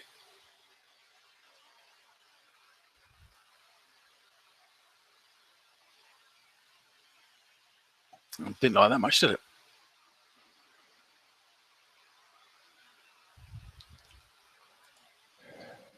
Hey, Paul. Yeah. Well, you get that fixed. Some people are asking about maybe price and where they can get the product. So right now, I've got both of them. There's a discount. One of the things, and Lowell keeps, and you don't know how these products go. They say that, oh, the price going to go up tomorrow, and then they extend it. I can't tell you what these guys do. They kind of make it up. So I don't know if you got to buy it today or tomorrow, but at some point they're going to change. And I don't know when that's going to be. Could be a week, could be a month, could be never. But when they originally came out with Asinspector Pro, it was going to be $40 or $50 per quarter, so like $200 per year. So every 3 months you pay $50 to keep it active. Currently, right now, the promotion that we have is $97 for 1 year. So you get it for 1 year for $97, and then you're going to have to renew it. So that's $100. And then Jungle Scout, we have a 10% discount on that. Well, I think it's $137 right now. If you want to go look at that, go to our website. You can get both those discounts there at Amazon Gorillas with the Z, www.amazon, Gorillz, Amazon Gorillas. I'll put that in. I think it's in the chat box right now. If you scroll up a little bit, I'll put it in there again. So anyway, I just wanted to tell people that.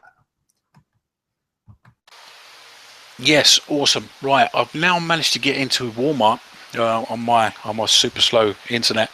Now, anybody doing either product idea looking at, or research, or online, or not online, but retail arbitrage, go in there, have a look at Walmart. Now, the beauty of this, I can now press Asinspector Pro, and that's now going to pull up all the information I had from that page within Walmart.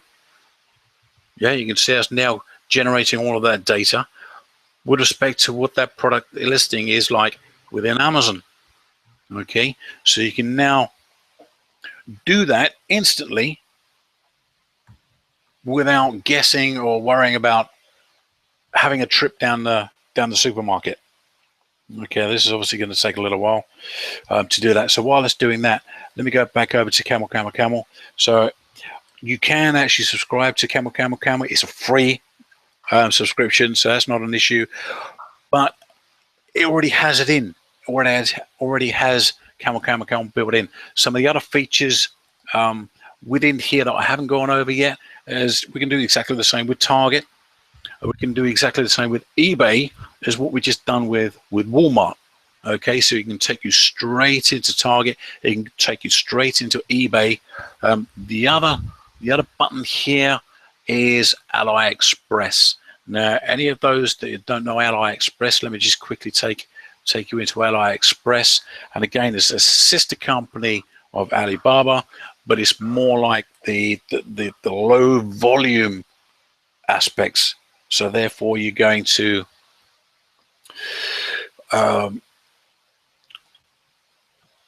here we go. That's now finished. You'll basically be able to buy one off, two off, but you can obviously pay for a higher price. One of the things, Paul, about Alibaba is they're going to give you a much lower MOQ. And most of the people selling on AliExpress are like trading people, like that, buy these products from a manufacturer and they bring them there so they can do less. But you're going to have a lot less ability to private label those products. I'm not saying all of them can't be, but it's a little best. I would suggest you definitely use a service that guarantees your sting. One of the things about AliExpress is that they hold the money until you get your product and you approve it. And if it doesn't meet your expectation, you can send it back with guaranteed. So. That's correct. And at the very start of this sort of the webinar, there were a few questions on PayPal, and we'll address that once we've done this, which is a very good point to bring up, by the way. So basically, this is the result from Walmart. Okay, so we can now have a look at a Vino baby shampoo that's now selling at sort of just under 10,000 a month. But obviously, as a branded product, and you see every single one of these. It's either a branded product or it's a well-known product. But it just gives you that idea. It gives you that information, that data at a click of a button with respect to reverse engineering a product, which I don't think many other or any other pieces of software do. So that's one advantage with Asinspector Pro that does that. Now, some of the other areas. Now, basically, what I want to do is get back to this little product here because I quite like this little product. And I would say that is good enough. Basically, what we've done is we'll run through the categories with respect to does it meet the criteria. And again, we'll go through that after you've tried to pick a product, Rob. But it meets the category. Now, what I would do is put that on my short list with respect to going off and finding more information. Now, we obviously know that this was $2. That's a big question mark in my mind, but it's good enough to go on my short list in order for me to go and contact and talk to the suppliers more. That's exactly what I was going to say. So. Yeah, so that's basically what I'm doing here. I'm not trying to find a product and go and buy it today. I'm trying to find a product in order that meets the criteria in order for us to go to the next stage, which is going to find the suitable supplier, get the right minimum order quantity, to get the right prices. If then that information passes that stage, it's then a good product to go on and potentially source. But at the moment, it's very, very good product to go on my short list. It's going to go on my short list. I can go on your short list if you want. So that's basically it. Some of the other features that I haven't shown, simply because I was looking at product selection. If you're really, really stuck and you can't think of a product to think of at all, yeah, it's just crazy. Just can't think of anything. Let me just go into a random one here. They've got a little light bulb down the bottom here. If you just press that little light bulb, it's just going to bring you up a random search of keywords. Totally random. Yeah, totally random. Also brought up a Disney Iron Man costume for boys. I quite like that. That might be right relevant for this time of year. So that was just totally random. Totally random. So if you're stuck, just hit that, and what you can do is just keep on pressing that and renewing it and renew it and renew it to see what that comes up as. A lot of these are fulfillment by merchant. Let's do the big numbers first. Doing 5,000, very little product on there, but that was just on that one one search term. Okay, but what I'm interested in is I like this product here. So what I'm going to do, I'm going to hit the star. Now what does that star do? That's my favorites. Okay, so add to my favorites. Yes, please. So what it's done now is I've got an undefined search. I don't know what I'm searching for, and all of these searches are done through demonstrations or on webinars with various different people. I've got a callus remover, and that was sort of another one we done a few weeks back, and I've just added baby care kit to my favorites, and I can go back in there and I can have a look at those anytime I want. So if I want to go back in and have a look at callus remover, I'll just go and hit the eyeglass, and I'll go straight back in there and have a look at it again, as I can't remember what it was now. So again, I've got that favorites capability, and I can just recall all of my favorites anytime I want. Now again, same as Jungle Scout, I can download this as a CSV file, and then you can start to analyze it within your spreadsheet. You can actually, if you've got a lot of ASINs, if you've got a number of ASINs that you're looking after, you can import your list of ASINs simply by pressing this button here. That will now bring up an import window. You can list them one at a time under one another, or you can import your file. Again, that'll be a CSV file, but again, you can import them. So if you're doing some arbitrage stuff and you've got 100, 200 ASINs you're looking after, you can just import that in there, and now again, star it so it's favorites. So you can keep an eye on them all the time, and you'll be able to get this analysis work straight out the bat. So anyway, I think I've managed to find a product. I haven't gone into Asinspector too much because we've done that a number of times, but I think I've done that enough such that we can understand the benefits of what Asinspector Pro does, and how easy it is, and how quickly you can find a product. So do you think you can find a product with Jungle Scout as easy as that, Rob? I think I can find a product, but I think what I've decided to do, some people had already asked that, is why don't I just take the same product and compare? That's a very good idea. Yeah, right. Because a lot of the questions we have right are on that. All right. So have a look for the search term. That search term was baby care kit. All right, let me go over here. Let me stop sharing so you can have a go.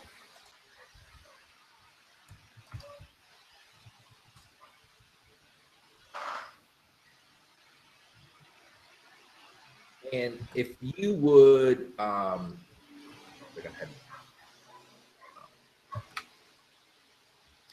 if you would get the super product selector, I've got that up, yeah. Super product selector up and ready to go, because we're getting into this a little. I want to make sure people can get out here at some reasonable time. Anybody learning anything today? I hope that you're learning something today. I hope that this has been valuable. Man, like I'm very excited about what we've done today. I'm very excited about both these products. All right, so here we are for baby care, summer infant complete nursery care kit. So let's go run Jungle Scout. Now, maybe this would be one of the answers. When we show you the super product selector, you could put both of the numbers in there and see how they compare, and you'll see that probably the scorecards will be similar. So let's look at. So we're going to run Jungle Scout Pro. So as it's pulling it up, I think there's some really great things. And here's what I would say. Maybe one of the conclusions with this is that, and here's an analogy that I use a lot. So the analogy is that if you were a carpenter and you were going to build something, or you're going to get something, and you needed to cut wood, well, cutting wood can be done by lots of saws. So you could get a chainsaw, a bandsaw, a handsaw, a jigsaw. So multiple saws could cut wood. Now, if you're making cabinets, I don't think that a chainsaw would do you any good. You're going to have some very rough looking cabinets. Now, maybe those guys that cut like animals out of them might be able to do it better, but I don't think that you're going to get very accurate. So you're probably going to want a jigsaw or a bandsaw or a different kind of saw for that product. Also, to relate this to maybe some of you girls that may not, may not relate to you as much, is that when you do your hair, you have lots of products. If you're going out on the town, you might use gel, or you might use some nicer hairspray. You might use some better shampoo. You might use a hair dryer. You might use a curling iron. So all of those things are going to create different things that maybe you personally like or you need, depending on how the look that you want of your hair. So both products, again, we talked about, have data. And, obviously there's some advantages to what that has. Maybe the advantage is Jungle Scout has some better numbers in it. Maybe Asinspector can do a bunch of other stuff. So, there are both advantages, and that's kind of an analogy I use. A couple of other people, I guess this is sold, but a couple other people have asked about AmaSuite and how that relates to these. AmaSuite's a completely different animal.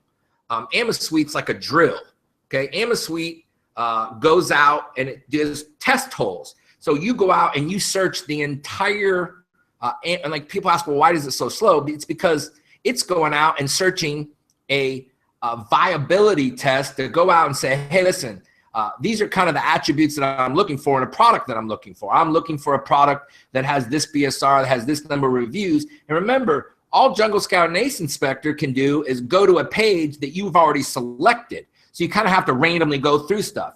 AmaSuite goes out and it looks at all of Amazon products and it pulls you a number. And then you take that product and you go, oh, I kind of like that product. It has a place at the end when you do your search that you'll click and you'll go to that product specifically.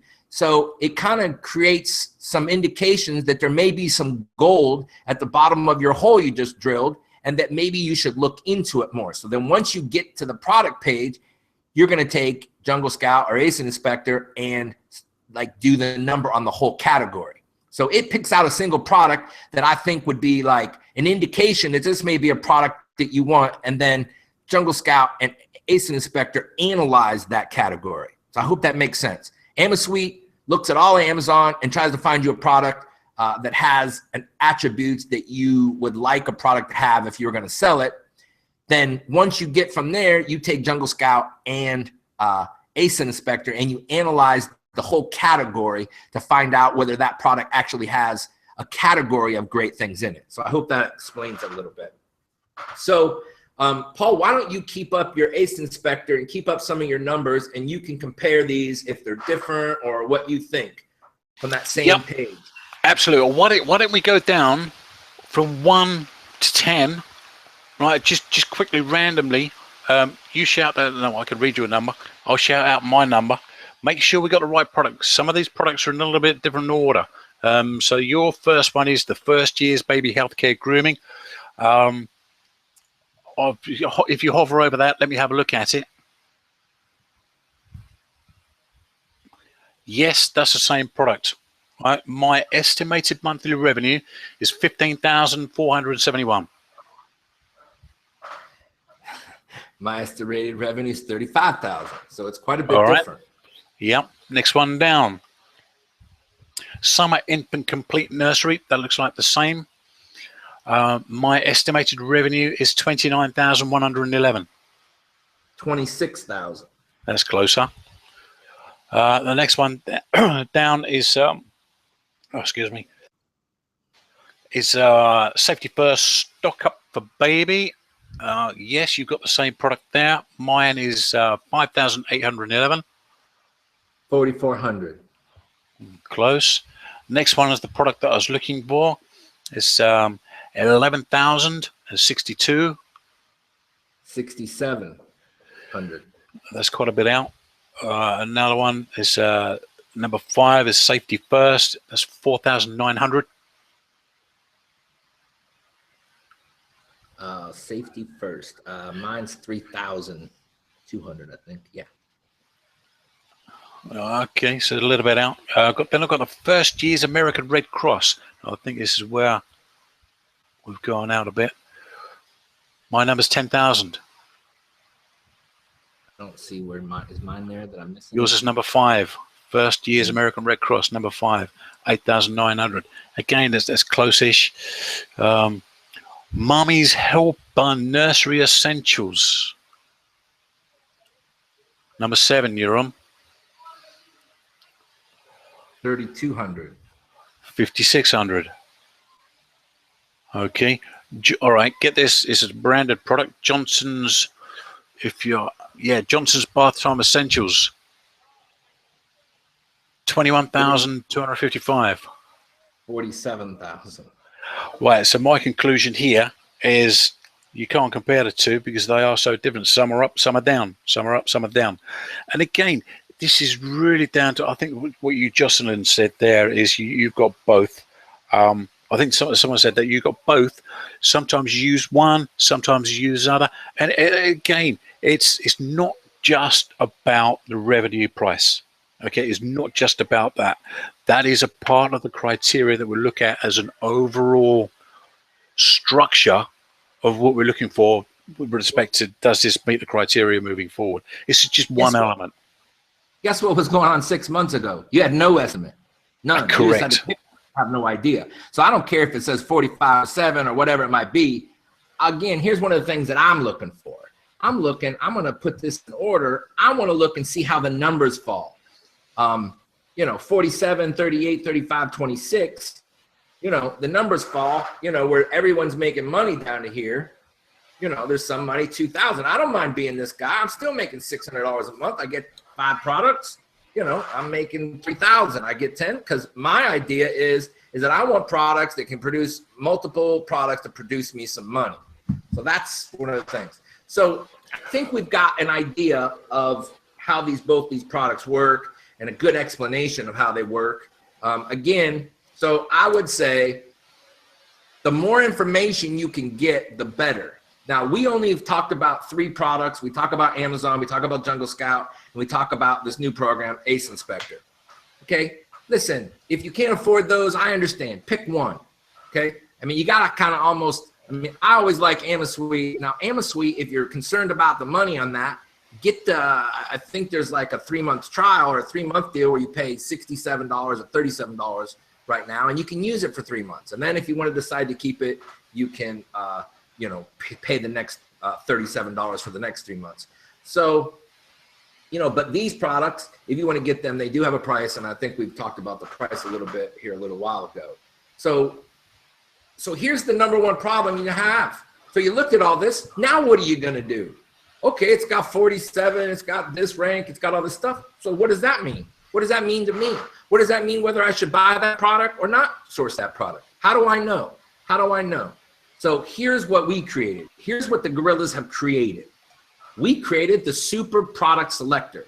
And what that product selector is going to do is it's going to go in and we're going to let you put all this data in here and analyze the data so that you could come up with a really good educated guess. By the way, the only thing you're going to get from this, there's no guarantees. There's no, oh my gosh, I got the best product. But what we're trying to do is eliminate as much risk as we possibly can so you can make the best educated guess, because it's a guess. I don't care if it was just simple. You can pick a product and you make money.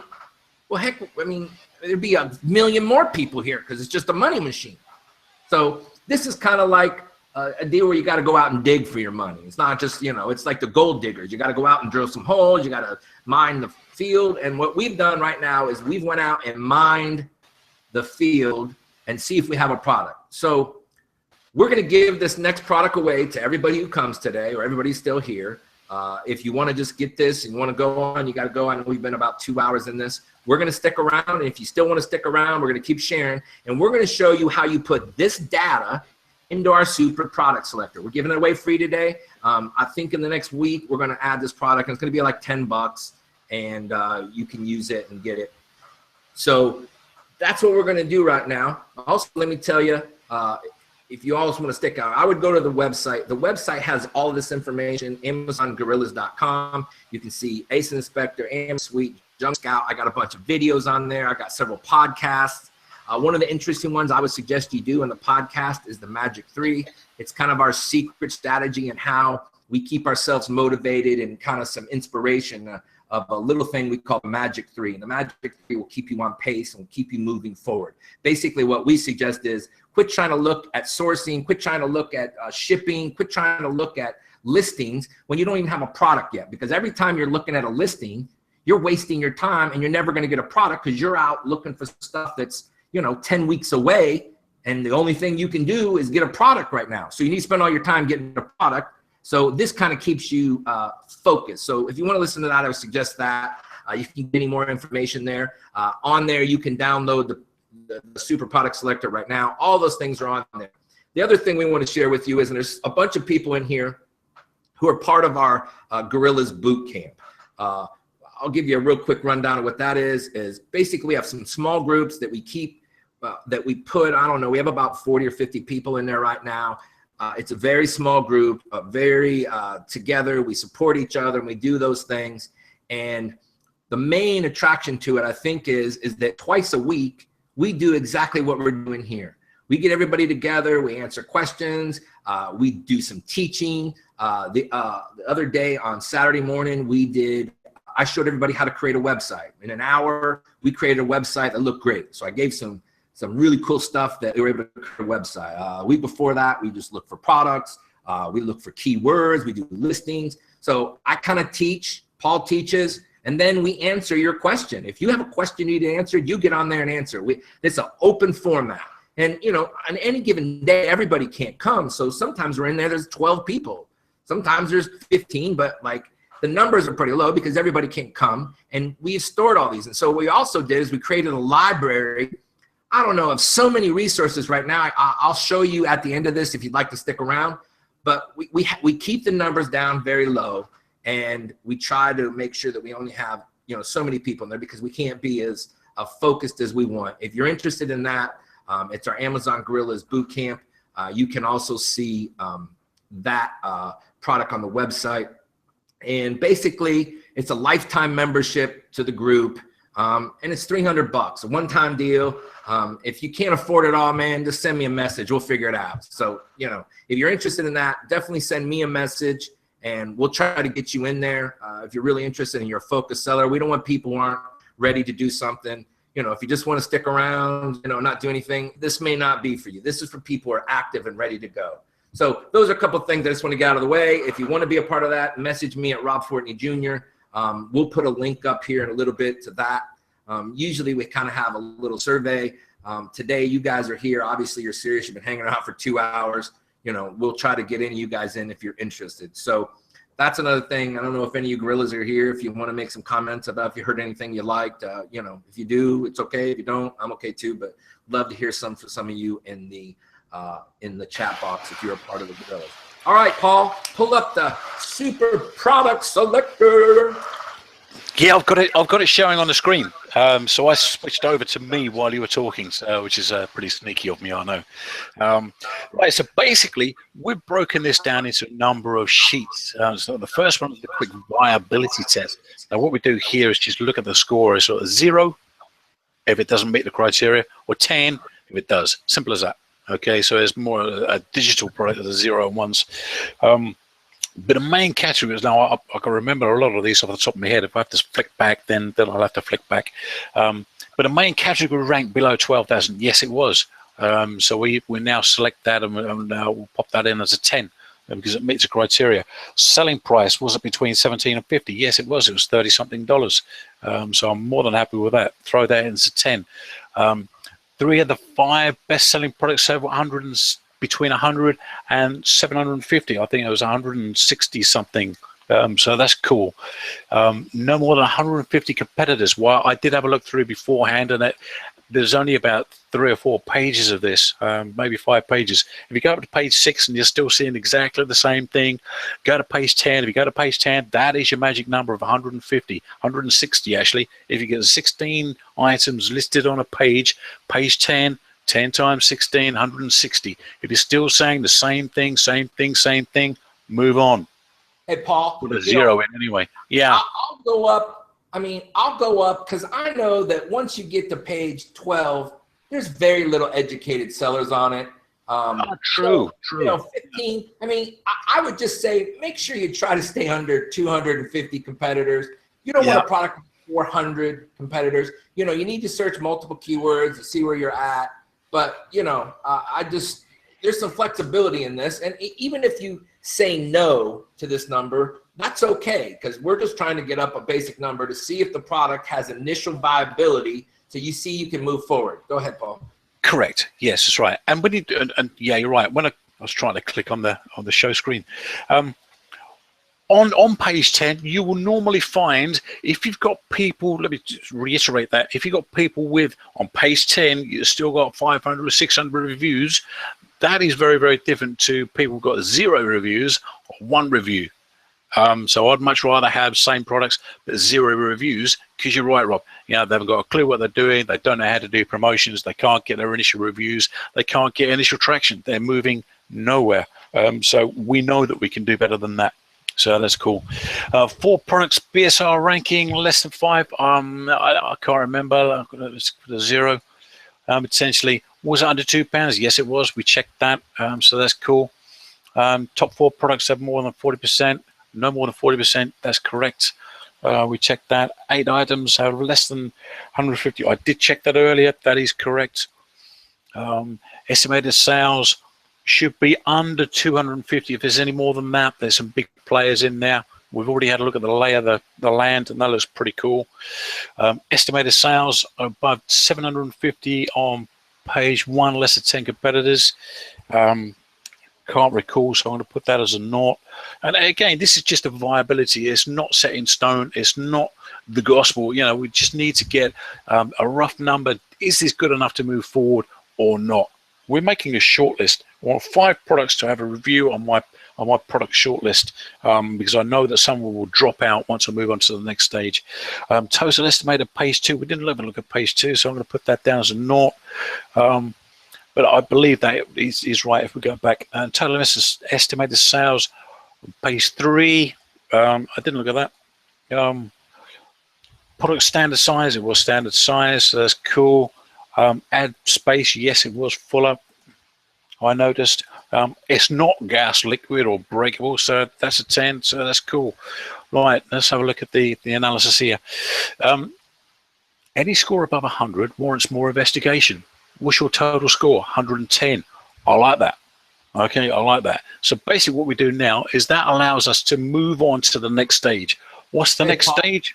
Yes, go on. Paul, that third category, yes or no, we may not have time right now, but if you'll see in that, show them on that column right there, because it's important to fill those out with what the question is, yes or no, because later on, I mean, we'd like to really know what the number is. So later on, that information is going to drop down to another place. So you actually, so the ASIN number, the title, the rank, what's the actual rank, what's the average sales price, top seller total reviews, you know, so you can actually put those number in there, you know. So if you want to put a couple of those in there, just so later on when we get to that. Yeah, you're right. You're right. It does take that information and put that through. So I was just focusing on the score. You're right. So the basic rank, obviously we're just looking for an average on here. I can't remember what the average was. Just going to have a quick scan through here. Reviews 204, 18, 5,000. So that's what the sales rank. So let's have a quick scan through that. 5,000. Thereabouts. It's just rough, guys. Just rough. Sales price between that. Yes, it was 33. Again, rough estimates. That's good enough. 3 of the sales between. Yes, I think it was about 160. Estimated number of competitors on the top 3 words. Paul, it doesn't matter what they are right now. Just put the numbers in, you know, quickly so we can move on. The quicker, the faster we can get, because people have definitely been here for a while. You're right. Whoops. Up here. Yes. 2. 10. 20, yeah. 20, whatever. 150.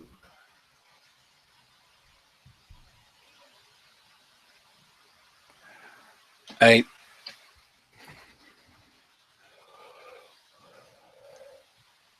150.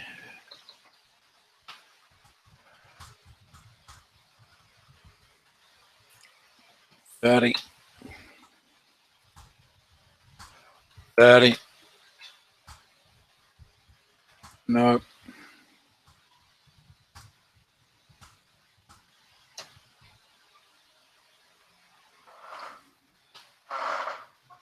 Okay.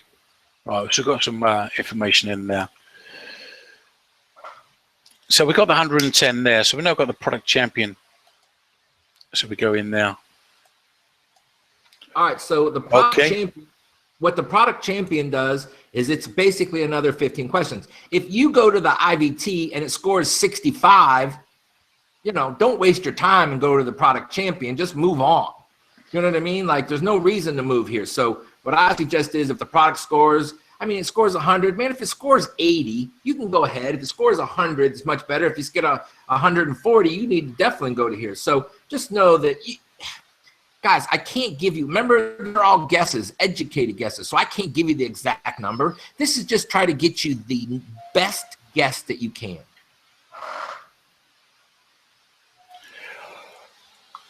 Right, so the product champion, once you've moved on to this stage, just now looking at this a little bit more in depth. Okay, so we're now going off to investigate more information. Now, again, I'm just going to fly through this and just throw some random numbers in, just so you can have a look at what it is this actually gives us. So supplier will agree to less than MOQ. Limit your investment to 1,000 to 3,000. That's a perfect score, 12. Yeah, so I'm going to assume that I'm going to get sort of 500. Initial investment is going to be 1.5. Okay. All right, so here's the reason for that. We believe in testing a product before you go spend $10,000. Like, you know, ASM says go buy 1,000 or 3,000 and spend all your money. We suggest you get a smaller order and maybe try to do 2 or 3 products with your money and compare, put them in there and see if you get any traction before you go spend all your money. So we like to keep our numbers down and not just explode into something. So that's why that number's there. Correct, yeah. I spoke to someone the other day and their first initial order was 110,000 items. 110,000 items on their first order. But there you go, that's a different ball game. Can you private label or white label this product easily? Yes, I'm assuming that I can. So that's going to be yes over here. Room to improve the product quality, variations, higher quality options. Not sure. I'm going to put that as a no, because I don't know. And again, we're just going through this just to see where we are at the bottom from a review point of view. Can a product be bundled, sold as multiples, added bonus? Potentially. So I'm going to put that as a 5, because yes, we could add obviously something else with it. How easy it would be, I don't know. Are there several sellers on AliExpress? Yes, we know there are. We've seen several. Exactly the same product we saw. So that's a yes there. Are you able to get your product within 6 weeks? And again, I'm going to assume that that is possible because we're going to air freight everything over. If there's a standard product on the shelf, that will be able to sort of happen. Paul, one of the things I want people to notice here is that you'll see that these numbers over there in that gray section are smaller and larger. What we've done is we tried to, I mean, I want to stress again that it is not a perfect thing. It is guess. And so what we've done is we've tried to create what we thought were better attributes that maybe weigh more heavily on what you're doing. So, you know, getting a product in 6 weeks, you know, may not be that important. So, you know, 3 is our number. So you can see like a 12, we believe that you should have lots of suppliers because you get less. I just sourced a product that started out at $1.80 and we ended up at 67 cents. So go ahead.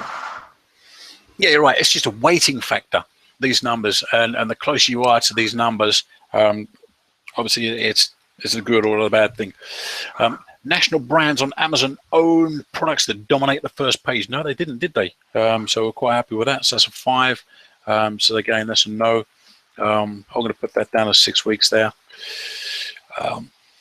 Does a product have more than 5 keywords and the 5,000 search? I don't know. I didn't look. So at the moment, I'm going to put that down as a no, because I don't know. And again, this is not rocket science. It's just get the numbers in there and see what it is. You can always go back and have a look at some of these later on. Are there 8 to 12 bad listings on the first 2 to 3 pages? Now, what we're talking about bad listings is poor images are only one image used out of the 9 options. Bad titles, poor use of keywords, limited information on the bullet points, poor description, etc., etc. I can tell you, yes, there were. Number of bad listings, probably about 8 out of that first page, or the first 3 pages at least. Absolutely. So where are we now? Item cost plus shipping can be procured for less than 30% or 40% of retail price. Absolutely. You saw the ROI on that was 1,000 plus. So actual percentage, probably about 5%. So we're more than happy with that one. On the Google Trends, searching and moving up. And that's the feature that is in Asinspector, which I forgot to show you. You can actually press a button that will pull up the actual Google trend of that particular search term that you're looking for, which is another awesome feature, instead of going off page and trying to log into your account and have a look at that. So I know this is a 3. It's not heavily weighted, but it's always good to know. You don't really want to go on a sharp downward trend, whatever that may be. Sort of selling ice cubes in Iceland, I guess, would be a downward trend. So yes, that's cool. What else? Are there more than 25,000 search terms and merchant words for the top 3 words? I'm going to assume yes.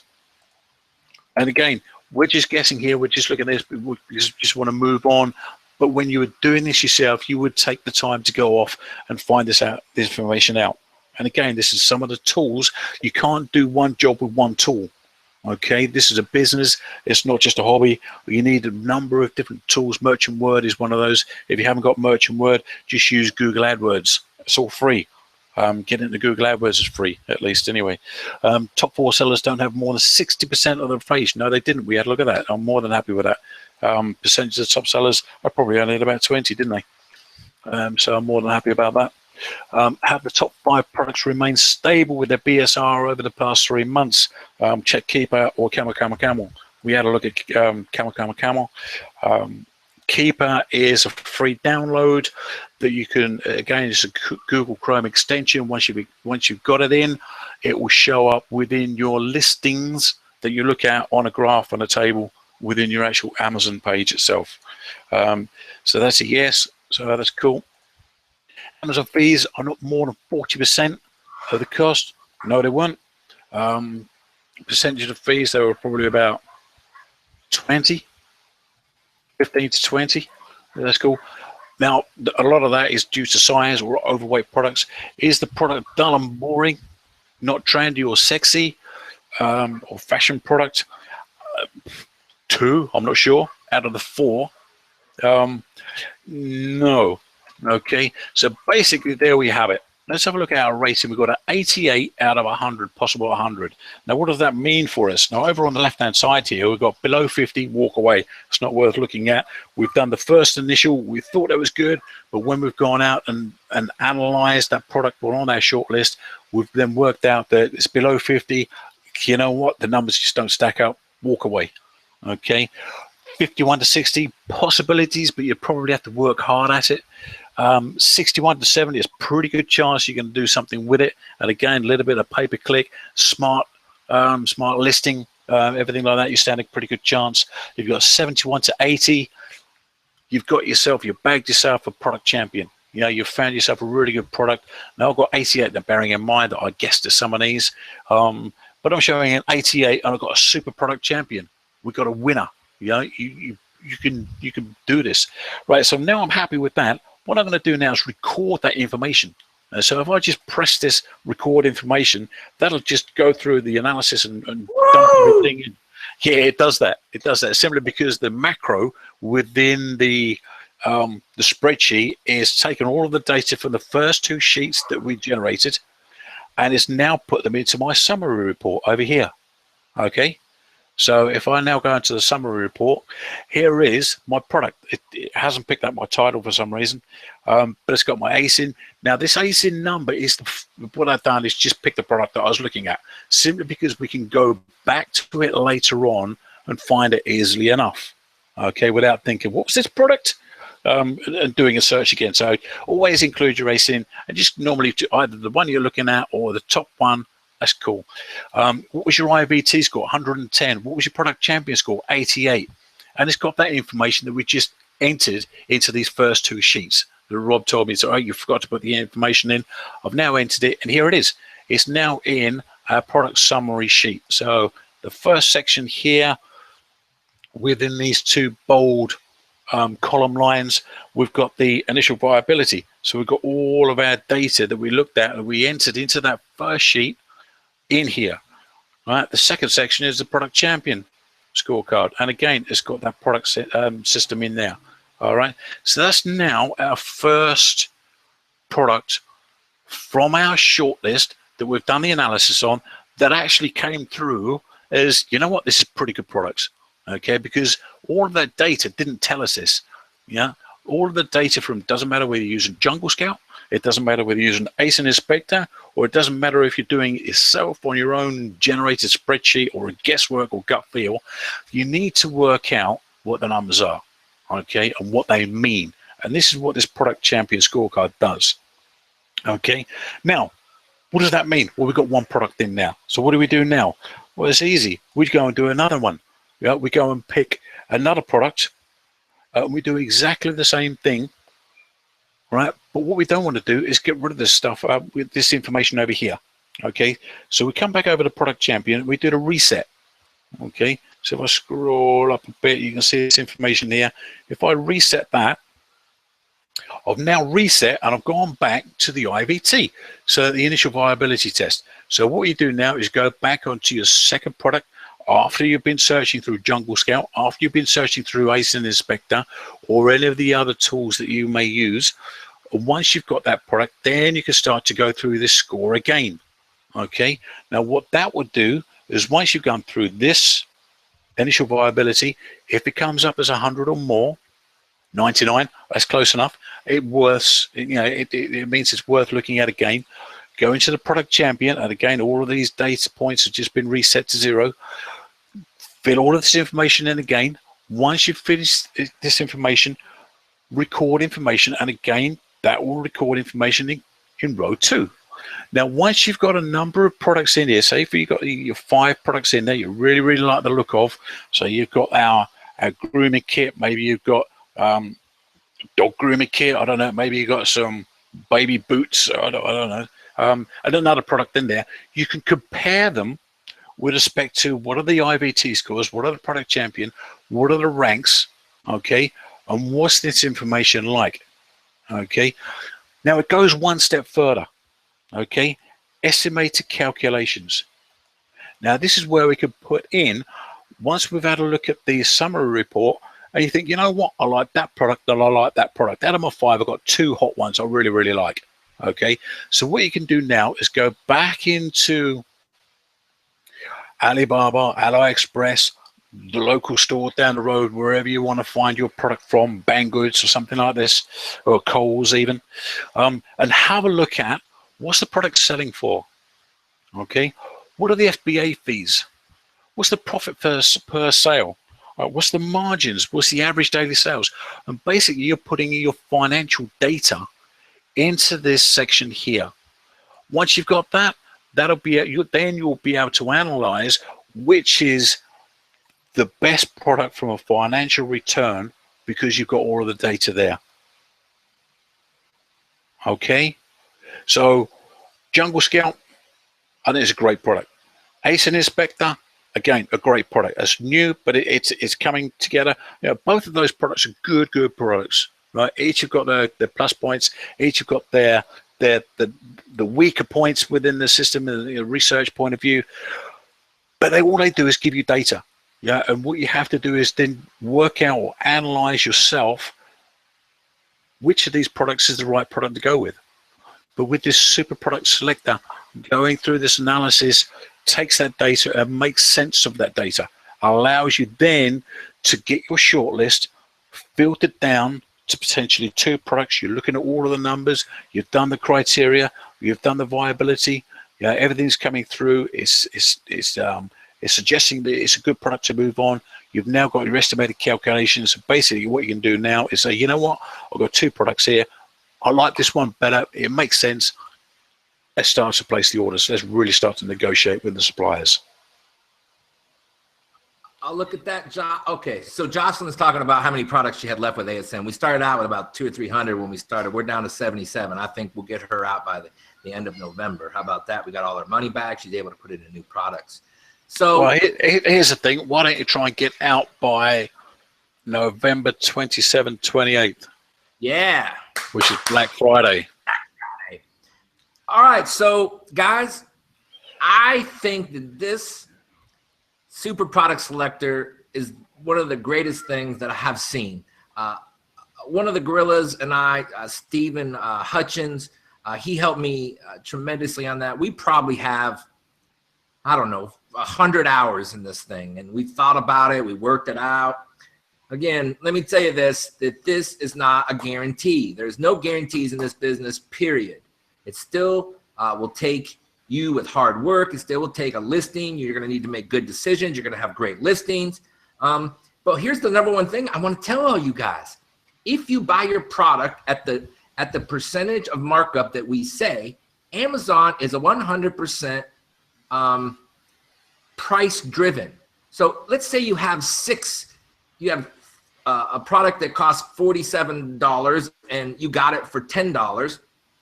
Well, if you figured out the Amazon fee and you do that and you sell the product for $12 and you make $2 on a product, I have one of the people I work with, he was selling, 2 or 3, and he was spending more money in pay-per-click and giveaways than he was making. So he sold over 2,500 of these products and made zero money. We pulled him off that, pulled everything out, dropped the price. He's now selling 10 a day, 15 a day. He just reordered his product because he just raised up his price again. So now all of a sudden we turned his product around, which is the most exciting thing that I get to do with people. So by the way, so here's what I'm going to say, ladies and gentlemen. We're going to the scorecards. Judge number 1 says 7-6. Judge number 2 says 8-7, and judge number 3 says 8-8. Ladies and gentlemen, I think what we have is a draw. Listen, if you don't have the money, I understand. But let me tell you this. You don't go into the construction business and have no tools. You don't become a mechanic and have no tools. You don't become a person that cuts hair without any tools. You have to have tools. But you can figure out the cheapest way you can do this, which is get the 30-day trials, use it for 3 months. I mean, if you need these products, you can get out of this. So you can get yourself out of these products. We got Jocelyn, I think Jocelyn, we got out of barbecue gloves. So we get people out so you can get your money out. So what I'm saying is essentially you can't really lose on your product. Now, can it happen? Yes. But I think we can get most of people's money back in this. I'm going to share with you. So I hope that you've enjoyed this. If you'll stick around for a couple minutes, I'd love to share with you some stuff on the website, and I'd love to share with you some things about the boot camp. I'm going to show you inside of the boot camp what it looks like in there. I think many of you guys will see how awesome it is, and let me get to that for you. All right, so I'm going to share mine this time. Yeah, I think that was a pretty good analysis, Rob. So each of those pieces of software has got some good attributes to them, but I think there's a clear draw on both parts.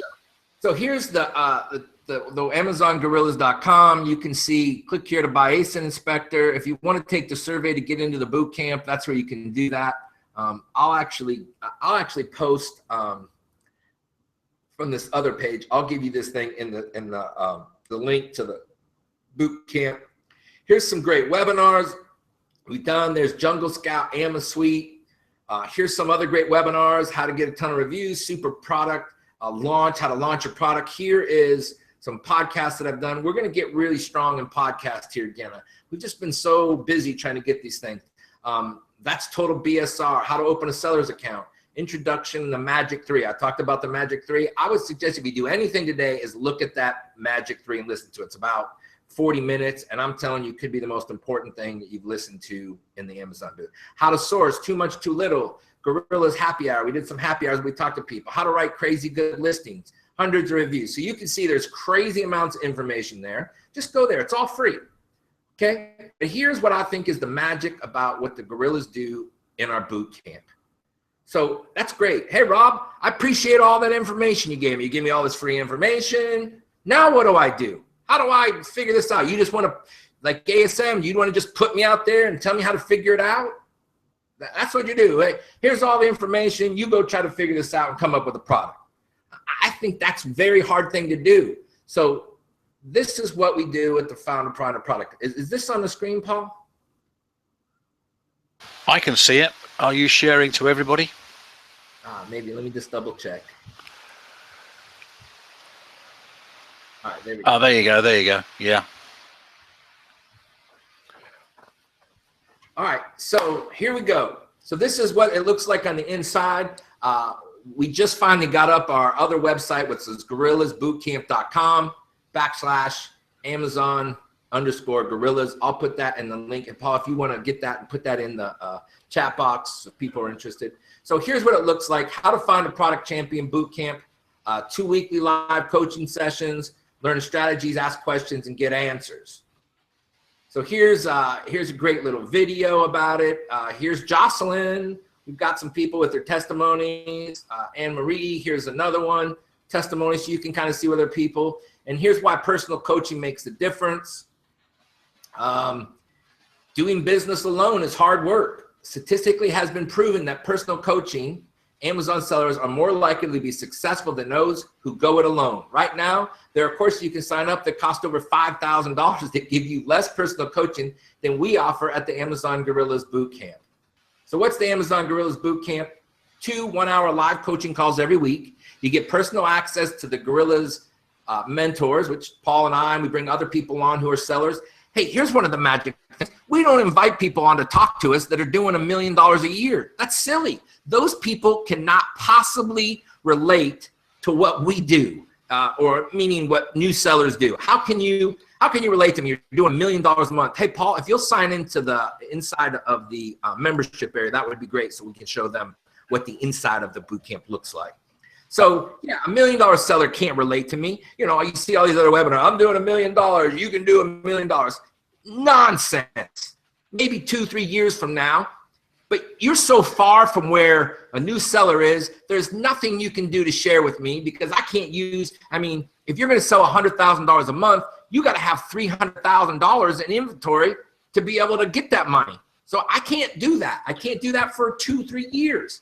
So that's nonsense. We try to make people, we have guest speakers, opportunity to influence, additional training materials. That means you can ask questions, you can be a part of it.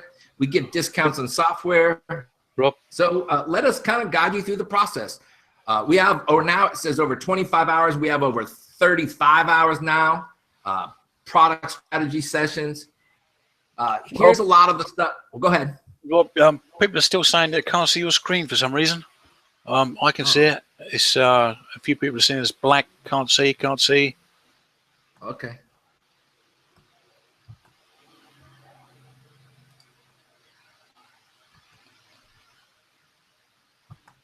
Yeah, this is like something it did. Okay.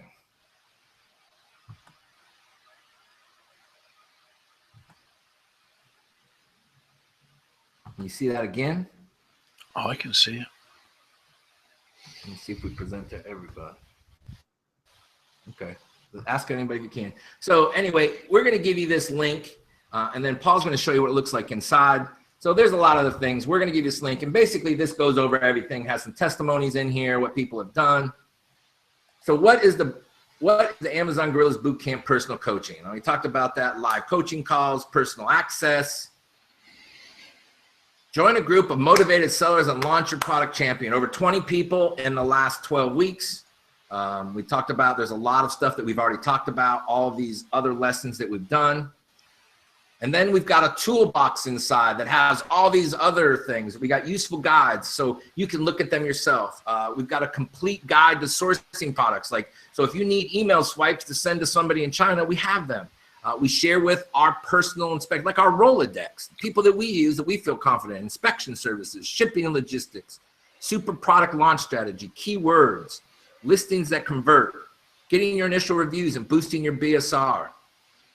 Here's a quick review of the course inside the video. So what I did is I went through, and so if you just want to watch that and you don't want to see Paul, you can go in there.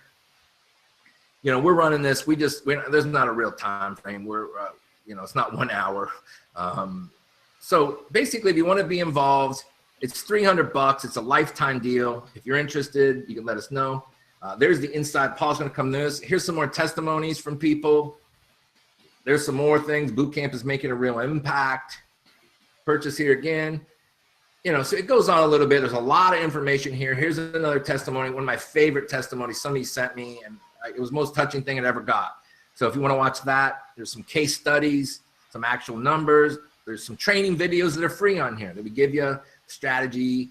We have things about AmaSuite, top 100 analyzer in AmaSuite, Jungle Scout. So we have all these other things that we've done, other products that we have that we've done with the owners and the developers are in there.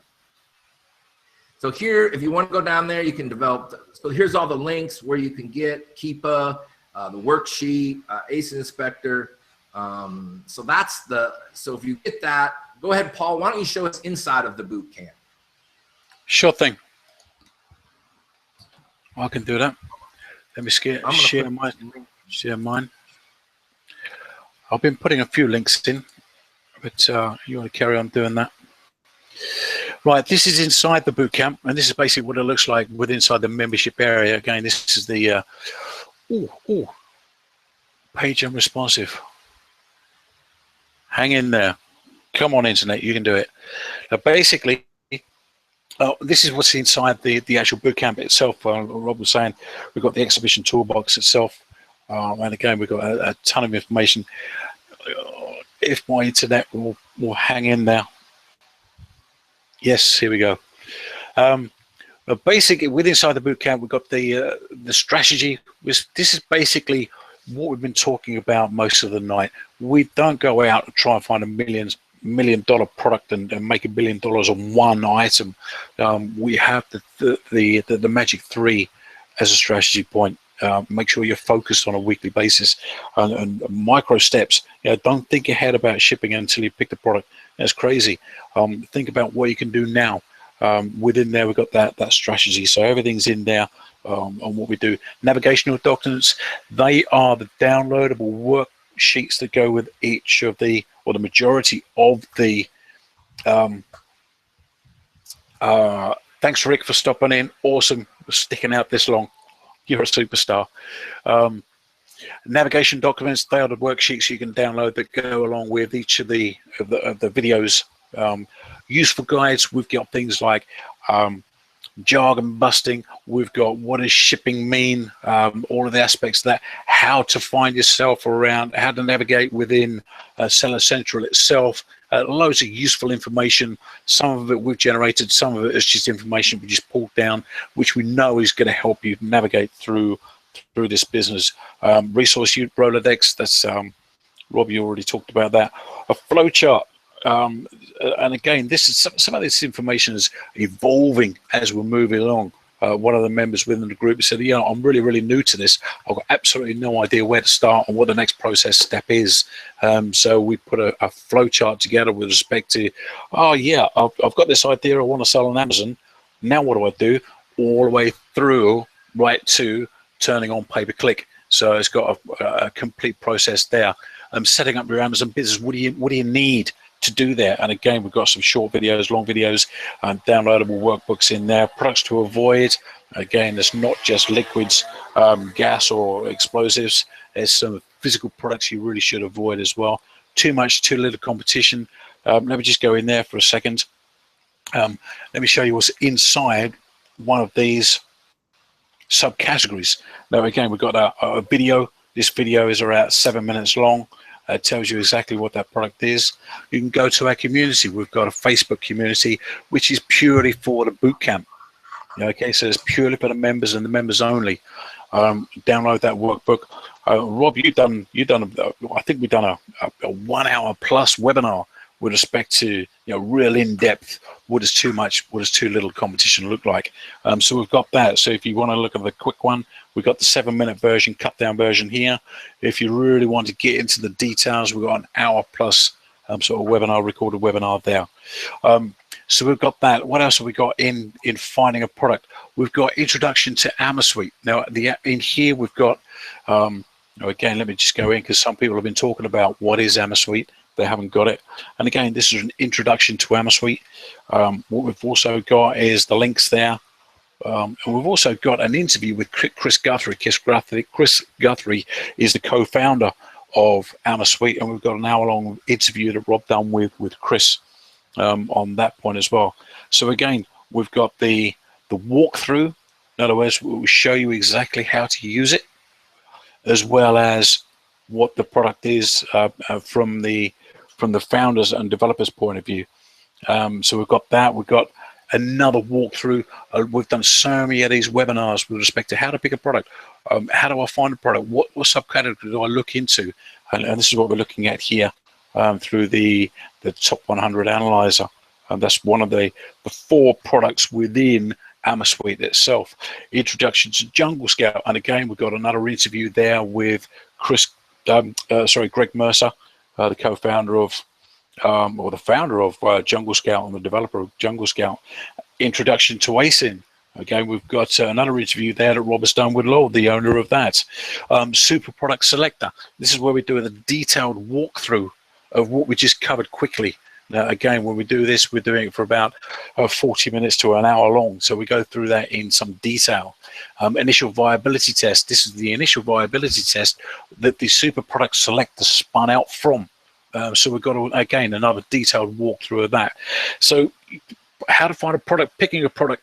There's so much information within here that allows you to go through whatever software you want. Yeah, we've got it covered. Yeah, we'll teach you and we'll walk along with you, and it's an over-the-shoulder explanation of what that is. Okay, yeah, I appreciate that, John. We've been a long time, but I really appreciate everybody sticking in and around. What else we got? How to find products in China. I used to live in China for 4 years. I've been dealing with Chinese for getting on for 20 years now. So I've been sourcing products for all of that time. So I'll basically teach you how to use Alibaba. Yeah, that's not the difficult part. Due diligence, making sure you don't get ripped off. I think what we need to do is add content to this. What I'm going to do is look at getting a quick video together with respect to PayPal and some of the other safer methods to pay. Negotiating tips. The Chinese are born negotiating. Okay, it just kind of natural.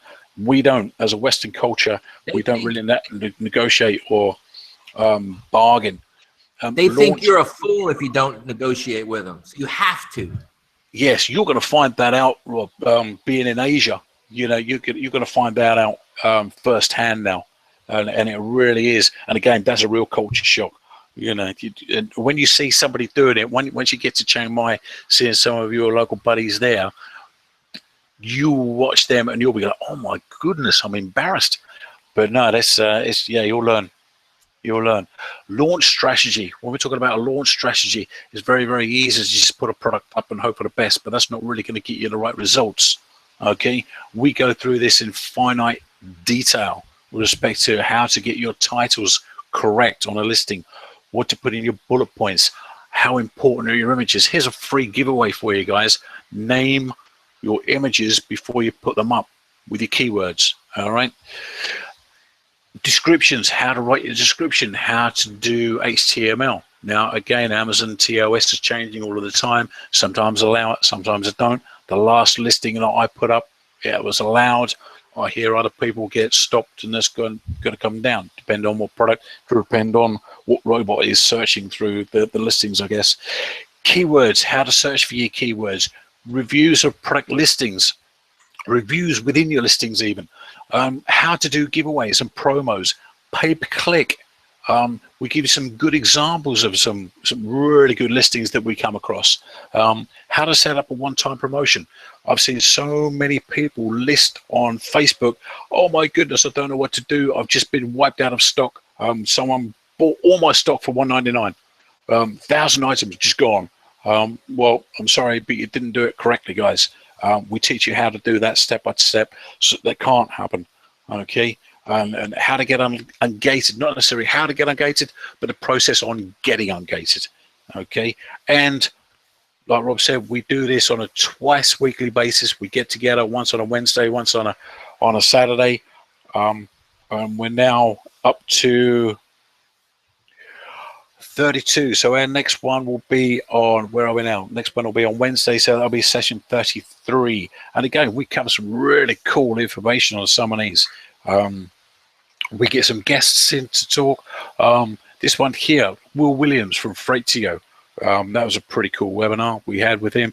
Will Williams, he's the owner of Freightio. Freightio is a company he set up. It's based in China, and they basically look at logistics with respect to shipping your products from China straight into FBA in Amazon. All right, and he shed some light on that process, which is really cool. Other listings, we've got some really cool members, non-members of the group, people that are coming in and share their stories.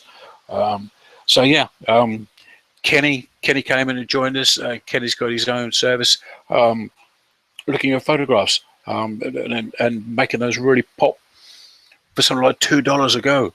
You know, $2 per photograph, and he shows us how to do that and the importance of that.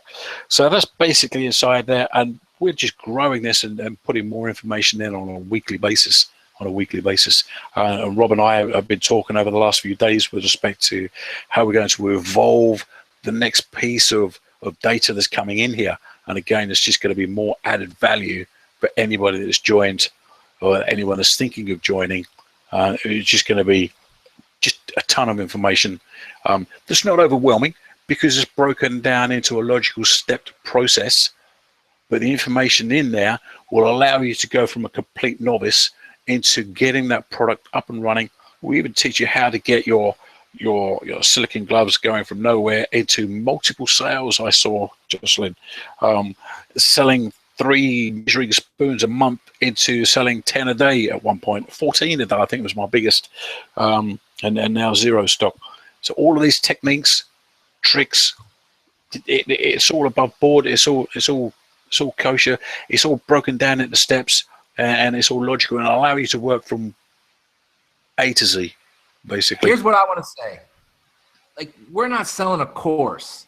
Like, I call this our library. You know what I mean? Like, the advantage to what we do is you're going to get personal coaching. You're going to be able to answer questions and not be left out on your own. You're going to get confidence because you're going to be able to go, hey, Rob, hey, Paul, what do you think about these numbers? Many times people contact us personally and we kind of give some evaluations. Some people don't, some people will. You know, we're not in the business. We just gave you a product that I think many of you could go out and source. Paul called me earlier and was like, you're not going to believe, like, we maybe should do this ourselves. So, you know. So here's what I got to say. You know how much it is. If you want to join us, if you send me a message, you want some more information.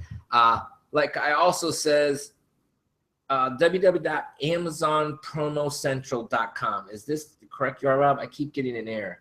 Let me check that, Cindy, and make sure. I haven't used the service for a while, so maybe they aren't doing it anymore. I believe it was Amazon Promo Central. If you could look that up, Paul, maybe we'll do that. Go to the way you want the super product launcher. Go to the website, amazongorillas.com. If you stuck out here today and stood to this point, you are so serious about doing this. Congratulations. Please, please, please, if you do anything from this talk today, go and pull down the magic 3. Web app not fine. I may not have the right one there. So let's look. So if you listen to that magic 3, it's probably the most important thing you can do, because it will continue to move you forward. And maybe these guys went out of business and they couldn't hurt anybody if they did, because it was a service that you used and quit. So they may, but anyway, if you want to do it yourself, we talked about how to build a website. Oh yeah, maybe another W. No, he's got it in there. So if you want that, if you guys have any, there it is. AMZ Promo Central, AMZ Promo Central. Like, read it. Like, this is an all done for you promo coupon code. So you're not going to have any problem to do it. You don't have to worry about losing your inventory. The money's not that much to do. We have some of that information in there. Thank you guys for sticking around. Does anybody have any other questions? We'll be more than glad. Even when we stop the webinar, we continue to answer questions for a while. Hey guys, listen, this business can change your life.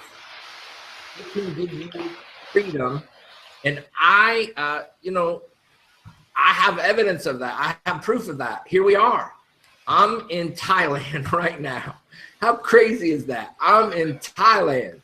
Let me ask you a question, Rob. Have you got shoes on right now? Okay, I don't want to tell everybody this, but like I have like some weirdo. I mean, it's not weird, but like I always wear shoes, so I don't ever go barefoot. Like I have the softest, most beautiful feet you've ever seen, because I don't think probably in any given week I have my shoes off when I sleep, and within 10, 15 minutes I go to bed, I have shoes on getting dressed. So anyway, so no, I won't be going out on the deal. If I go on a beach, yeah, but I have a hard time problem. Like they're so sensitive that if I get on hot sand, like it literally, I can't stand it. But yeah, I'm not a big, but one of the things I think about people that are relaxed is you wear slip-ons. So I do have slip-ons. Yes. I probably 99% of the time wear socks. I don't know. So anyway, that's a little weird thing I probably shouldn't have shared, but anyway, that's kind of the honest deal. No, it was about 15 years ago. And I got together with this guy. He was a bit of an entrepreneur at the time. I wasn't at that particular time. I was sort of the 9-to-5 jockey. And he always said to me, yeah, it was my ambition to not wear socks. And I didn't get it. I didn't get it at that time. Yeah, but I tell you now, I haven't put a pair of shoes on to go to work for about 6 years now. You know? Well, here's something about that. Like I decided a long time ago that I don't want to wear long pants.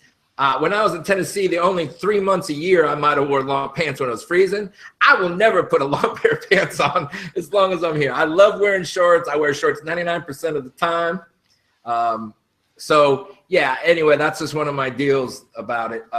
People have asked about Bangkok. The real honest opinion is 2 days ago, I was thinking of how I could get home because it's so horrible here. This is the most disgusting, worst city I've ever been in my life. There's 14 million people living here. Like this morning, cars were just, I mean, I call them gangs of scooters are going down the road. And they're just going through lights. They're traveling on the sidewalks. I mean, it's insane. I don't like the smell. So I don't ever want to come back here ever again in my life. Some people may like it, but this is the worst place I've ever been. It was very overwhelming at first. I was not happy. Today I feel much better. I went out yesterday, went to some temples, and I got these little things from monks at the temple. They bless you and throw water on you. I don't know what they're doing. They're chanting and stuff, and that's what they give you. So maybe by the time I'm out, I'll have a bunch of them on my arm. Maybe, I don't know. I don't know if it means anything or not, but it's cool. You know, you get some peaceful time, and you know, I'm not praying to Buddha. If I'm praying to God, or you know, so, you know, I prayed a lot about peace, and, you know, maybe next time I'll get one. I promise I'll pray about you guys. So the next time I go, I'll with the monk and throws water on me, I'll think about you. Yes, Chiang Mai next. Actually, Koh Chang, beautiful beaches for about 5 days, and then I'll move to Chiang Mai, and I'm going to stay in Chiang Mai for hopefully a while. I definitely want to go to Koh Samui. It's a monsoon scene there, so I'm not going right now. Hey guys, again, you can change what you do, whether it's you want to spend more time with your family, if you want to go and do what I did, or whatever it might be. I'll never wear sandals. Never. I hate sandals. I would never wear them. I need like solid shoes. So that's just not only that, sandals and socks. Come on. Yeah, I'm to do that. I always wear the little, you know, small little tennis socks on. You know, but hey, on the plane, I did have those compression socks like up to my knees. I mean, I didn't have any problem. The flight was amazing. Pray about endurance. I sure will. That's what I need. I prayed about peace a lot yesterday because I was pretty riled up.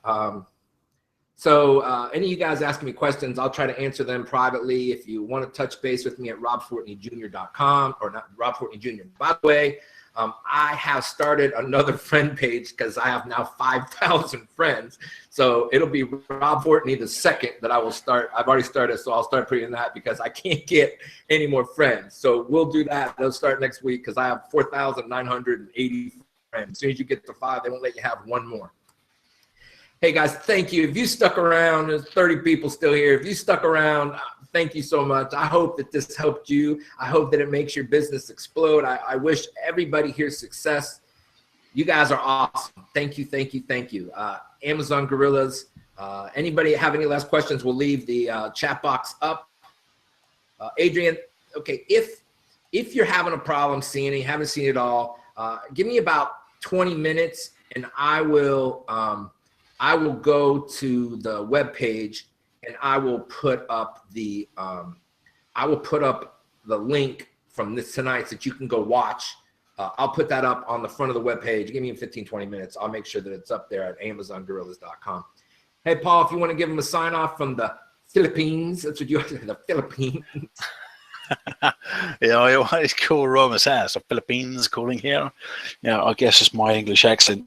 So it's yeah, Sting done a song, didn't he? So Englishman living in New York. Well, I am that Englishman living in the Philippines. So excellent. Thank you very much for everybody sticking around. I hope you learned something from a little bit of fun with respect to this head-to-head on Jungle Scout and Asinspector. How could you not have fun and be excited? How could I not be? Like I couldn't. There's no way to not be. If I didn't, I'm just a numb person. So yeah, I got a smile so big. One of the things I've decided to do is I'm gonna start calling myself Smiling Rob.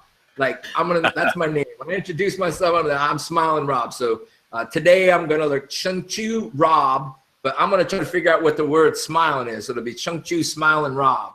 I think that's pretty cool. Hey, good night, guys. Thank you so much. Good luck. Have a good week. You guys in the boot camp, we'll see you on Wednesday night. By the way, it's 11, it's 12, it's noon here. So we're going to go. You guys have a good rest. Thank you so much, and have a good luck.